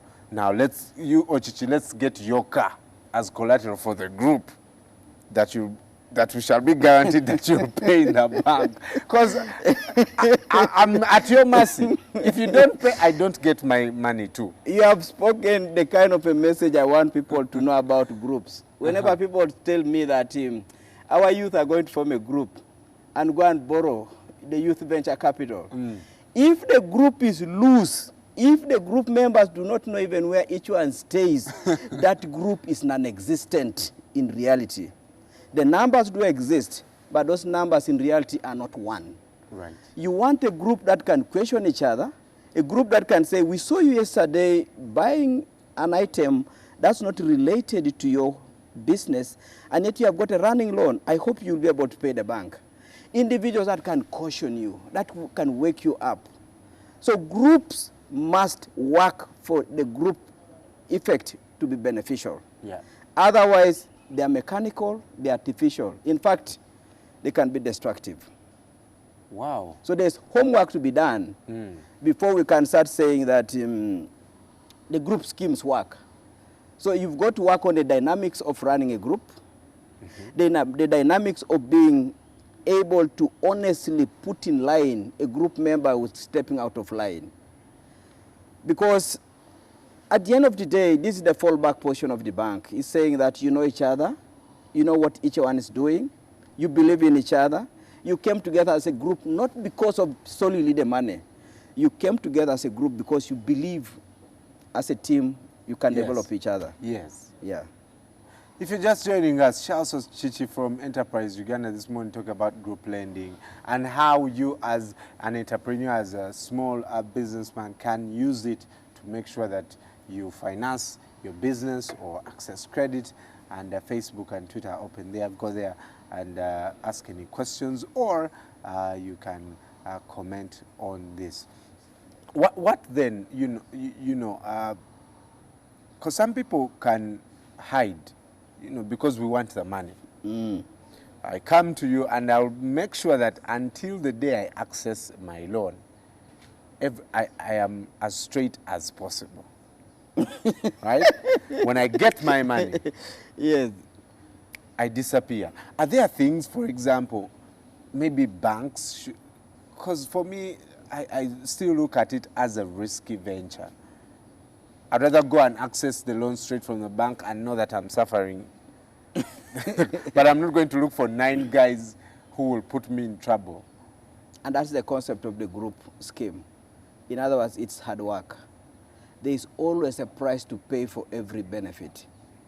You couldn't access the money from the bank at a certain level of volume on your own. Yes. Now you've got to do the homework of getting the right members to form your group. Number 2, you've got to vet your members before they take a loan and ask them, do you truly need this money? And after they have taken the money, you've got to follow up with your members to ensure that they repay and create their own track record. So there is no quick fix access to success. It's hard work. You choose to work it on your own, it takes much longer. But at the end of the day, you'll make it. You choose to take a fairly accelerated route using the group, pay the price of making the group to work. And here's the benefit. As individuals begin to obey the group rules and dynamics, invariably on their very own, they begin to build their own track records. Yeah. So Brian, within just 1 year of you borrowing and you going through the headache of being in this group, you'll have built your own track record. And from your own track record, you can begin to now say, okay, increasingly I'm beginning to outlive this group. Yeah. So if you want to know that a group works, individuals over time must outlive it and others can join it. If a group remains the same and all the time trying to depend on a group effect to succeed, yes, you have not resolved the main thing the bank is looking for. The bank is not looking for numbers of individuals coming together to the bank. They are looking for credibility. They are looking for trust. Now, to build that trust and to build that belief that you bring back the money, they are saying, we don't know you. You speak well, but we don't know you. Can you bring somebody who can work with you and be together with you and put his own money together with you and take the risk of getting you to borrow with their own resources being collateral? Right. On the basis of that, all the bank is saying is, until you begin to have your own individual track record, let's ride on this very difficult, amorphous, big thing called a group. But a group, if you continue borrowing for 1 year, 2 years, 3 years, and you're still using a group vehicle, you've not grown. You have a problem. The bank does not trust your ability to go to the next level. Yes, because here is the benefit of a group. You couldn't access 8 million. Finally, using a group, you've been able to access 8 million, and your poultry business has grown from 1,000 birds to now 3,000 birds.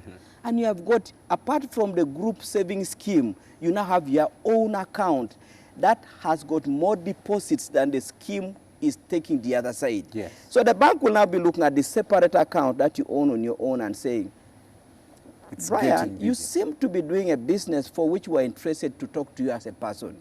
Why? We're looking at your individual account here. The rate at which it's growing, the rate at which you are depositing and withdrawing is informing us there's something you're doing. Can we talk? So first time you may go there, instead of you getting the 8 million that you could get through the group, you might get 5 million. But earlier on, you could only get 500.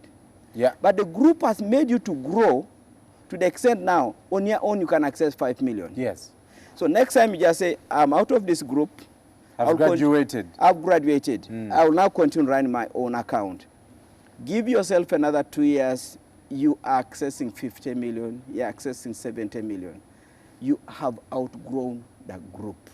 Right. But you use the group as a bridge to build the confidence, to build momentum, to build your strength as an entrepreneur. Wow. So it should only be seen as a bridge, as an interim measure towards you being credible and trustworthy within the financial sector. It shouldn't be your resting point. Nice way of looking at that. Instead of going and subjecting your salary to a cut every month, you know, the group can still bail you out. Fantastic. Business owners this morning who are struggling with financing their businesses or accessing credit, I hope you are picking a leaf or actually the whole tree so that we help you grow your business this morning. Are there options that groups can also use apart from group lending? Individuals in the group first must realize that a group only is as good as its members. So first thing is watch whom you bring into your group. In there are people with intentions that are hidden in their hearts, but they're using the word group to finance those intentions. So first thing is work on the quality of your group. Number two, inform group members that as they come into the group, they are not coming into a boxed-in kind of a cage. They are only coming in there to use it as a launch pad for them to become independent. Now, what are those options that a group can open you to? I've just given an example of somebody who started with group finances, was able to access 8 million, later on his own was able to access 5 million. and then later he could access 50 million. So, as you go into the group, the first thing you want to build is a banking and a borrowing track record. Those are the fundamental things the banks are looking for. What is your banking and borrowing track record? It could be just you are banking every day 10,000, 15,000, but it's consistent. Yeah. I look at that one more favorably than somebody who has deposited $1 million and is waiting for another 6 months to bring another 2 million, then another 6 months to bring another 3 million. What kind of a business is that? Yeah. Unpredictable, unlikely to be a business. But somebody is having 15,000, 20,000, 40,000, 50,000, in and withdraws, in and withdraws. Now, if you do that, the bankers will now say, we will do what we call cash flow-based lending. We look at your business and just say, why don't we release to you 2 million? Because your average monthly deposits and withdrawals are actually 4 million. Can we give you a loan of 2 million? Cash flow based Lending. We are looking at the way the money is going in and coming out, and it has been going on for a while. It tells us something is going on. That's why they say now, we want to come to you. And that's the basis of even the so-called salary loans. Salary loan is cash flow based. Because there's a consistent amount of money. Yes, so we look at this thing and just say, this one, we can give him this kind of money. But can we talk to the employer to confirm that he has a contract and is running? Because we're using the cash flow. Yeah. And the cash flow is informed by the employer or the contract that you have. Right. So the first thing that will happen is that the banks will now begin to talk to you directly and begin lending to you. So that's one axis already to lending. Fantastic. Secondly, as now these banks have made you to go from a business of 1,000 bahts to 3,000 bahts, you begin now to supply bigger places like capital shoppers. Now, if you become a major supplier of capital shoppers will now begin to feature in your account. They will be always depositing a check of 15 million, maybe after every 8 weeks. After every 8 weeks, we see a capital shoppers check. At that point, we now begin to say, okay, this fellow is having a big account called capital shoppers. Can we now lend you on the basis of your check of capital shoppers, which comes every 80 weeks? So we now go to what we call now a guarantee by your business partner. And what capital shoppers will only be required to do is to write a letter to your banker saying, henceforth, I have agreed with my supplier called Brian that I will be paying him through your bank. On the basis of just that letter, the banker will now say, okay, he's getting every 8 weeks 15 million. Let's give him 10 right away now. So and that happens? That happens. That will happen. Why? The name Capital Shoppers is a strong brand name. Yes. It's a collateral, and it's not a charity, it's not a donation. It's a continuous, every 80 weeks, 15 million is coming. 15 million is coming. Now, it is to the bank's interest to reconfirm from Capital Shoppers that, how long have you been with this account?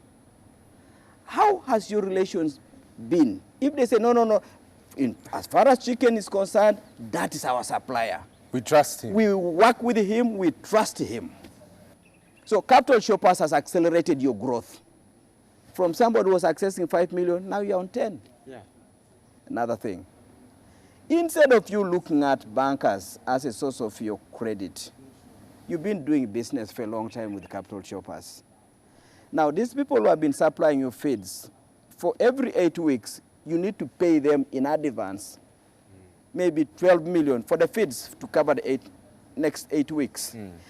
But because now they also see the kind of people you work with, they will say, you know what, we have been with you for a while, and we also know the kind of accounts you deal with. Instead of you paying us before we release you the feeds, it's okay, take the feeds, you'll pay us after 8 weeks. Why? You have been a steady, continuous client of theirs. Number two, they know also your kind of a value chain, the kind of people you supply are credible. On the basis of that, again, one thing comes up: trust, reputation, the name. And that is one thing every Ugandan needs to work on. And trust, you don't have to go to any shop anywhere to buy it. Charles Ochichi, this is some powerful stuff you're giving this morning. I'm telling you, you've surprised me when you said if you especially work with a huge brand, it can also help you acquire more money because it kind of helps you. It's literally your guarantor to the bank. Correct. The bank will trust because it knows you have a track record with a strong brand. Businesses out there, this is the best we can do for you. Give you as much information as possible so that you can be equipped to take your businesses to the next level. You can also go to Enterprise Uganda and get the training that you need. Last words for small business owners, especially those who are fearing to start their own businesses. In fact, you can just look into that camera and talk to a guy out there who is hustling, for lack of a better word, hustling, and he has failed to get it. Actually, to the viewers on the program, my message is very clear. Success is personal. Success is based on the character of the person. Anybody who has ever made steady progress and steady success has always relied first and foremost on themselves rather than anybody else. The word groups, the word youth venture capital, the word agricultural scheme, all these are what I call interim measures. Depending on your performance, depending on your credibility, depending on your trustworthiness, you can quickly use these bridges or these interim schemes to become a person of repute with whom banks, large companies would be happy to work, to do business with.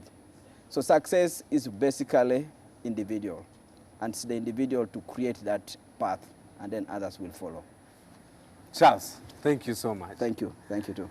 We'll be right back because we'll be talking sport with Isma and how Kipsiro was able to work against the odds.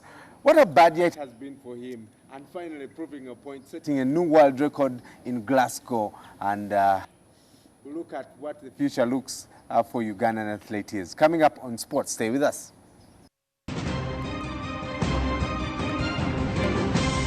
You're watching Morning at NTV with Simon Kasiate, Mabel Kebirunji, and Brian Mulondo. Stand up to be counted. Brought to you by UBOS. It's your right. My healthcare matters. I am counting for what counts. Census is here from 28th August to 6th September. When you take part in the census, the information you provide is used to make better policies and plans to improve service delivery in your community. Get ready to be counted. Stand up to be counted. Brought to you by UBOS. It's your right. I'm going to blow your mind and I'm going to twist your taste buds.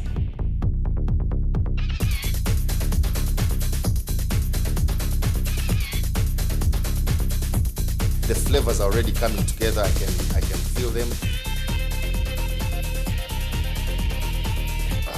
Very lovely, very appetizing, very healthy.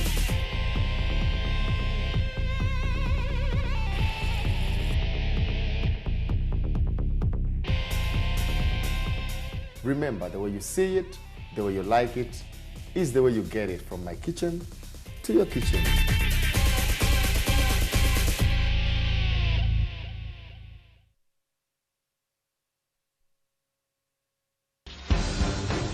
Kampala has been voted in the past as one of the favorite cities for tourists, one of the most peaceful cities.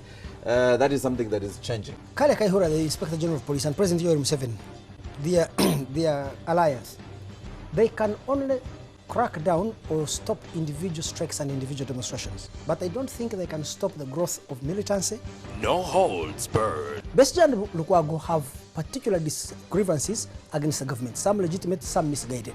What should the police do? Of course, the police has to intervene, A, to protect the power of President Yoweri Museveni and the NRM from disruption by Besigye and Lukwago, but B, also Never forget this, to protect those ordinary people whose property gets destroyed. I want to ask that many think that they've actually been frustrated. Opposition parties in Africa do not tend to be constructed around policy differences. FDC lacks a glue to hold its coalition of different power-hungry individuals together. Incisive. You see, the NRM is more divided internally than the FDC.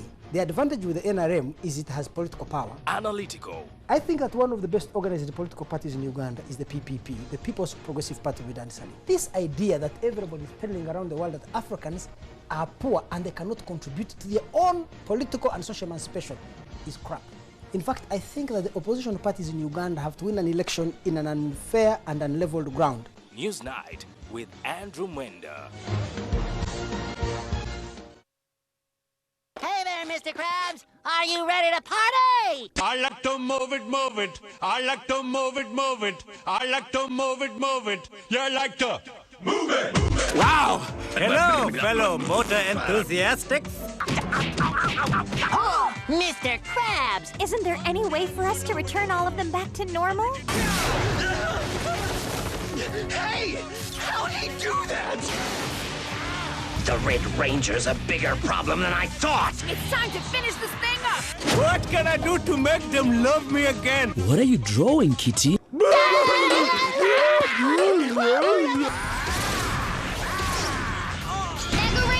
Yeah! That's a mega win! Hello? King Julian, you are truly inspiring. Ow! Sponge pot. Fantastic. On the next episode, brought to you by At Orange, we know you want to do more on the internet. That's why we bring you happy hour day and night. Destiny River. I know my son Fred is worth a lot more than that, and you'll have more than that. You will. When you disappear from here. Then give it to me straight. Doctor, tell me the results. Am I pregnant? I haven't opened the envelope. Let's find out together. In his eyes, he looked like he wanted to kill him. Interesting. Solana Rangel wanted to kill Victor Villar. Yeah. Destiny River.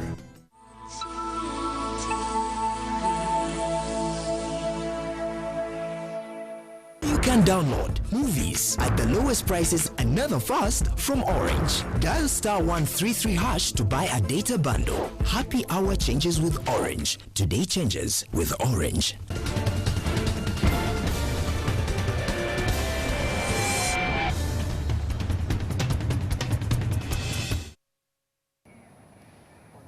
Thank you so much for staying with us. And it's a Monday, start of the month. Man, I'm still trying to wake up. Yeah. Morning. Good morning. I've got to say it's one of those Mondays where I'm thrilled, and maybe noticed way before we came on to air. Israel doesn't want to talk to me before we go on air. Why? I don't know. It's a curse. It's a curse. Richie and your family. Yeah, but no, I had a fantastic weekend. I probably rained only last night by Tiger Woods. I was thinking, can something happen? But Can he got someone an get injury. Tiger? Yeah, that back injury, and it's been bothering him for quite some time. It's now 6 years since he last won a major, and the fourth major of the year is coming up later this week, starting on Thursday. Thinking, Tiger, couldn't he just stay fit and just play this one? But after 8 holes, you could see he was wincing in so much pain. It was painful to watch, by the way. Right. And Tiger is probably as big a sportsman as any in the world. It probably wrapped up the weekend the most wrong way it should have. It started on a very good note. Yeah. Moses doing us proud. This, you know, I've always thought this is like Arsene Wenger should have retired when we got the double. Yeah. This should be the perfect time for Moses to retire, when he's a champion. We'll probably remember him now. Isn't this his biggest win ever? I think it's got to be, if you put it into perspective of what has happened to him in the last few years, ever since he won that double 5 and 10,000 meter gold in Delhi, the Commonwealth Games 4 years ago. He didn't seem to improve after that. The injuries and then the performances were no longer coming. Actually, he had not won a race since he won the Greater Manchester Run sometime, I think, in early 2012. That's the last race he had won. And actually, if you've watched him in recent times, watching him in London probably in 2012 was as painful as you would have seen Moses Kipsiro when he finished last in that 5,000 meter final. And then thereafter, there was nothing going for him. He went to Australia this year, 23,000, and it was appalling to watch. Then we watched him earlier at the Commonwealth Games in the 5,000 meter final. He finished 8th. And actually, he spent a large part of the past 4 years fighting, won the UAF because he thinks the Ghana Athletics Federation officials are not there for the sport, and actually more of inspiring all the others. And actually, at some point, he came out with a story where he said some officials within Kapchorwa District Local Council are preventing him from meeting President Museveni to air out the views of athletes. And actually, at some point, he also had a story that he was being bewitched. Now, there have been some bizarre allegations by Kipsiro in the last 4 years. Really? So to turn that around and go finish it with a gold in Glasgow was quite amazing. That was like a photo finish. I mean, from the camera angle, I thought he had gotten bronze. Honestly. He didn't look like the winner. No, he looked like he had got silver. And actually, in the moment when the two were crossing the line, I was standing up and just looking and waiting who had won this for sure.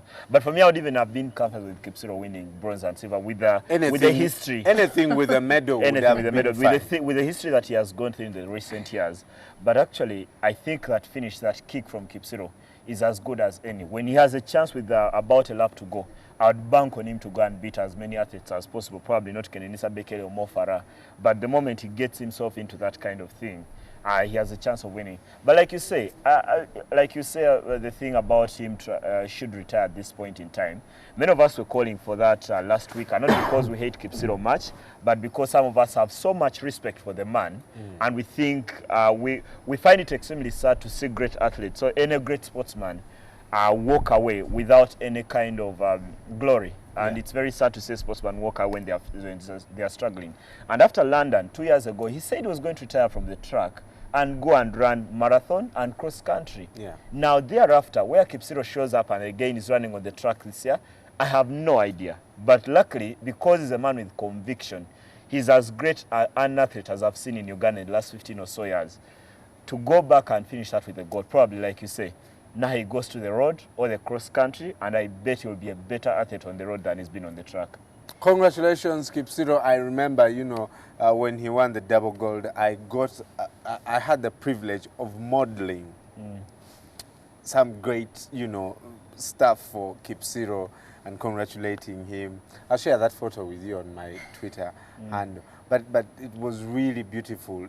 I was proud to be like the poster child of Kipsiro's, victory. And 4 years ago, he got a pickup from the president, which pickup actually uses most of the time to ferry athletes from here to Buko and help out. If you speak to athletes in Uganda, to them Kipsiro is the alpha and omega of athletics. When does he return? Everything. They will be returning, I think, from Wednesday. The athletes will start returning on Wednesday. So I'm thinking about Kipsiro only. Yeah. But then again, I'm curious to know, why is it only the Commonwealth Games where he seems to shine? I know you mentioned World Championships, but we haven't... So I'm thinking, is he as great as we're actually making him out to be? I think he is. It's probably not because... I think the downer to this is that he hasn't won an Olympic medal, a World Athletics Championship medal. But actually, I look back in all those. I saw him in 2008 at the Olympics in Beijing, where he came fourth, and actually in 2009 in Berlin, where he came fourth. The athletes who probably would end up as nearly men at some point because he didn't break that barrier. And at some point, I've always thought that you could be born in the wrong generation. I'm one of those who believe Thierry Henry should have won a Ballon d'Or had there not been Ronaldinho. Probably for me, the testament of being born in the wrong generation is Paul Taggart. In the 1990s until the 1995 World Athletics Championship final in Stuttgart, Taggart was probably the best long-distance runner, and there was Haile Gebrselassie. He beat him in 95 when Gebrselassie was struggling with a knee injury, and thereafter, Paul Taggart never beat Gebrselassie in a race that mattered at the Olympics or World Athletics Championships. Now, when I look at Kipsiro, I think he was born in the era where there was Kenenisa Bekele, the greatest long-distance runner of all time. And wherever he had carried, whether he had Mabel's shoes or heels or not, he wasn't going to beat Bekele because he was that great an athlete. So probably that's the downer to this, that probably wasn't as good as Bekele, but in a Ugandan sense, and you've got to be realistic with what you can do. I think Kipsiro is as great an athlete as Uganda has produced. Okay, the games ended over the weekend. Uganda finishing 18th because of its gold. Yeah. 1 gold and 4 bronze. Please rate them for us. Please rate the finalists for us. I already told Brian here last week that I think this is as good as Uganda could have performed. 5 medals eventually. Not as good as Christchurch 1974 when Uganda won 9 medals. But I've got to say that for winning Anyono to go there and win that bronze, and actually knowing that the medals could have been more had Mike Sekabembe not been disqualified in his semi-final on medical grounds where, before you walk into the ring, you're supposed to undergo a medical test that ascertains that you are able to fight as a boxer. And it was discovered that he had a fracture, which fracture Sekabembe says was actually a blister. So you don't know who to believe. Was it a blister fracture? A fracture is a bone. Something broken. Exactly. So he would have fought with it. Yeah, exactly. And in his hand. That's the reason why he couldn't fight. So eventually he was supposed to fight Joseph Joyce, an Englishman who got through easily. So I believe that medal should have been elevated. And then Fazil Juma Kagwa was beaten badly in his semi-final by Paddy Barnes. Brilliant boxer. I'd want to watch out for this Northern Irish boy. Probably if he turns professional in the next few years, I want to see what he could do. And remember last Sunday when Abraham Kiplimo won the first one. So I've got to say that for the 4 bronze and 1 gold, coming from, of course, familiar sources, all the medals we've won at this stage have either been athletics or boxing. Probably should have been better, and I really hope that one of the boxers could go on and probably win a gold. Eventually, that came to pass, but I've got to say I wouldn't have asked for better, especially that Kipsire is one who got the gold. Maybe next Commonwealth Games we should not send these other people swimming, what. Let's just send athletes and boxers, at least we are guaranteed. What happened to the Jamaicans? The 4x400 This is like relay. Brazil against Germany. What happened? They came 4th. Yeah. They are not as good in the 4x400 by the over the years. They always lose this to either the Americans or the British or the English. What about the Bahamian or Bohemian? What the people from Bahamas and Trinidad and Tobago? These always beat them. Actually, if I remember, the best Jamaica has done in the 4x400 really is a bronze. And that was, I think, in Beijing where they were doing so well. And that was the first medal they won in the 4x400 really because they never get that far. And actually when I saw them lose that one, for me it was a bit predictable, though I was entirely a bit disappointed because I don't think Chris Brown, who ran the last leg for the Bahamians, did very well on tracking down Hudson Smith. I thought he could have done a better job, but eventually I know the English had run a brilliant 4x400 really, and eventually they had to win that. But the Jamaicans had their revenge, and oh my, they swept that 4x100 for the men and women. The English, actually the English had overtaken them in the 3rd leg. Yeah, it's because only that's Bolt before who you are. saved them. But now, I think it's a team sport. Eventually when Bolt wins by a margin of 10 meters, they've swept it because I thought they lost that on the 2nd leg. Who was running there? It should have been Kema Bailey Cole for the Jamaicans. I don't think he did well, but when he handed the baton to Nico Ashmead, who ended over to Usain Bolt, and Usain Bolt was probably received the baton while he was 2nd. For me, that was a done deal. Put them 10 meters ahead. Usain Bolt will go and beat them. And actually, Mabel and Brian, don't forget that this isn't the best Jamaican team. The best Jamaican really team has Nesta Carter, Johan Blake, Asafa Powell, and Usain Bolt. So of all the 4, there was only one. There was only Bolt, the greatest sprinter. There was Nico Ashmead, Kera Bailey Cole, and actually I remember they started in the semi-final who pulled a muscle, and then Jason Livermore, who probably had more hair than athletics in him. Because I thought there was too much color on him that eventually wasn't going to help the cause. But eventually the Jamaicans, I think they had to work for it, like you say. But I had no doubt in my mind, even if Usain Bolt received it 3rd, provided the person ahead of him is probably not 20 meters, he would get, and I don't think he was even running. For me, actually, it was striding. He was striding, wasn't running. Okay, let's talk about a bit more about the English players. Danny Talbot, Kitty, and Hudson Smith. Who are these guys? And an average age of 23. And actually, I think they're the team to watch. 2 of them are 20. Adam Jimili and then Hudson Smith. They were all 20. I think. Everybody is so passionate about. I could not believe the English. Did you see them? Yeah. Oh my goodness! If you see them at the Olympics and other things champions, they always run and probably finish 4th. Because there is always America there, and then there is another Caribbean country, probably Trinidad or Bahamas. I've got to say that when I look at Jemili and Hudson Smith, I see genuine sprinters, Though, like we say, Kipsero was born in the wrong generation with Bekele. Everyone who is a sprinter today is born in the wrong generation because there is Usain Bolt. Yeah. Okay. Well, before we leave, today we are celebrating victories, you know? Yeah. And tomorrow we can talk about people with problems, blah, blah, blah. Uganda, how did we do that? Uganda don't win too many games away from home, but to go and win 2 in 3 days is quite something because the under-17s won their game in Rwanda, in Gisenyi by 3 goals to 2. And then that was wrapped up by the Uganda Cranes yesterday. How they got the result in Mauritania, no idea because we didn't watch the game. A goal to be scored by Robert Sentongo has been on the sidelines of the national team, has never really been trusted to do the job. But Uganda don't win too many away from home. We won in Malawi in 2001. We won in Guinea-Bissau in 2012. Now I thought after that we'll wait another 11 years. We only waited 2. Right. And Uganda got the result. Now into the group stages. Bring on Ghana, bring on Togo, bring on Guinea Conakry in the group stages. Bring September on to November. Ivory Coast. We shall. But CAF, please update your website. We won. It's not a draw. That's very, you know, we shall write a petition to FIFA, probably. That was very embarrassing. You've always, if you start discussing CAF, we'll probably need a program here because they have a president who's been in charge for 34 years and African football has not gone anywhere. Issa Hayatu. The website is just a symptom of whatever CAF is. 1:30 p.m. Look out for Isma, Lumansi, and Alan, and they'll be at Omumuli. What is the handle for Omumuli? It's NTV, bottom hyphen. What's that? Underscore. Underscore Omumuli Sports. I always forget that. At NTV underscore Omumuli Sports. Yeah. Send your questions there as far as sport is concerned. In Uganda. No, you can send in English, whatever language. In any language. Yeah. And these guys will help you understand. But also tonight at 10:30 p.m., Sports Bar will be coming to you live from Club Silk. Let's take a look at your African proverb.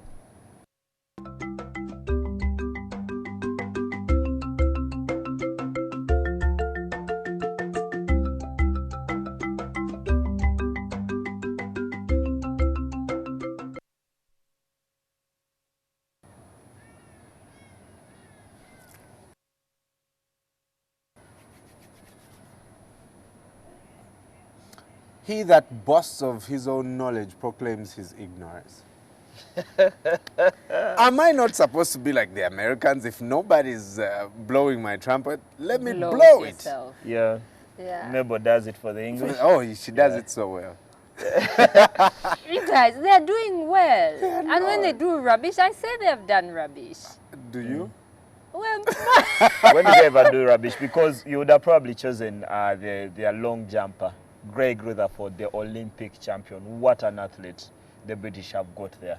And he actually says he's going to switch to Winter Olympics after this. So why are you saying calling that rubbish? Yeah, because the others, some of those you've thrown at us are not really that good.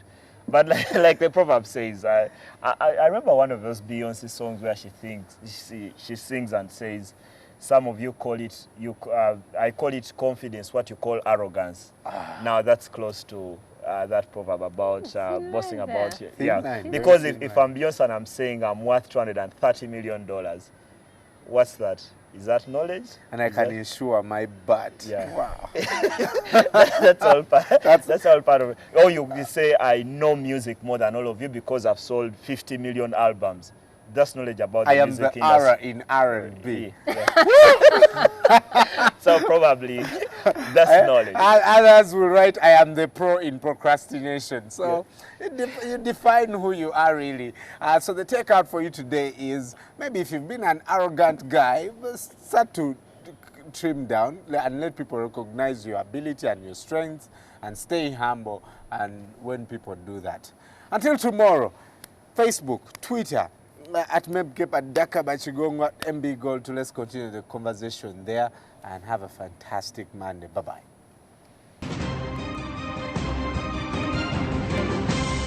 You're watching Morning at NTV with Simon Kasiate, Mabel Kebirunji, and Brian Mulondo.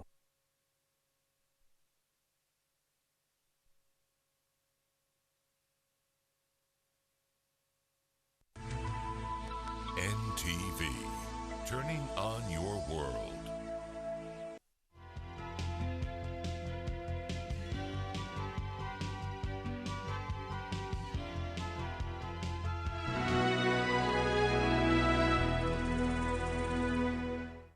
Use White Star Laundry Bar Soap with a lemon fragrance and you'll have a fresh, clean day.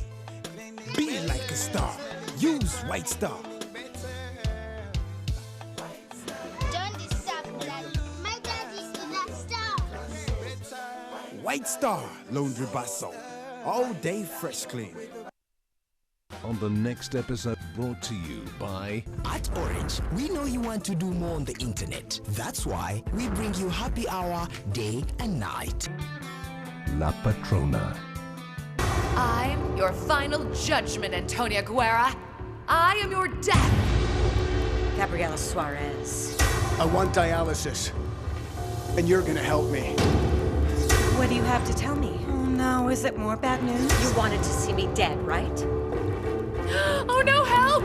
Somebody help me, please! You see? It's Veronica. I told you not to leave him alone. You took my men away from me, you wretch. But this is not over. You will pay for this, Gabriela Suarez. La Patrona.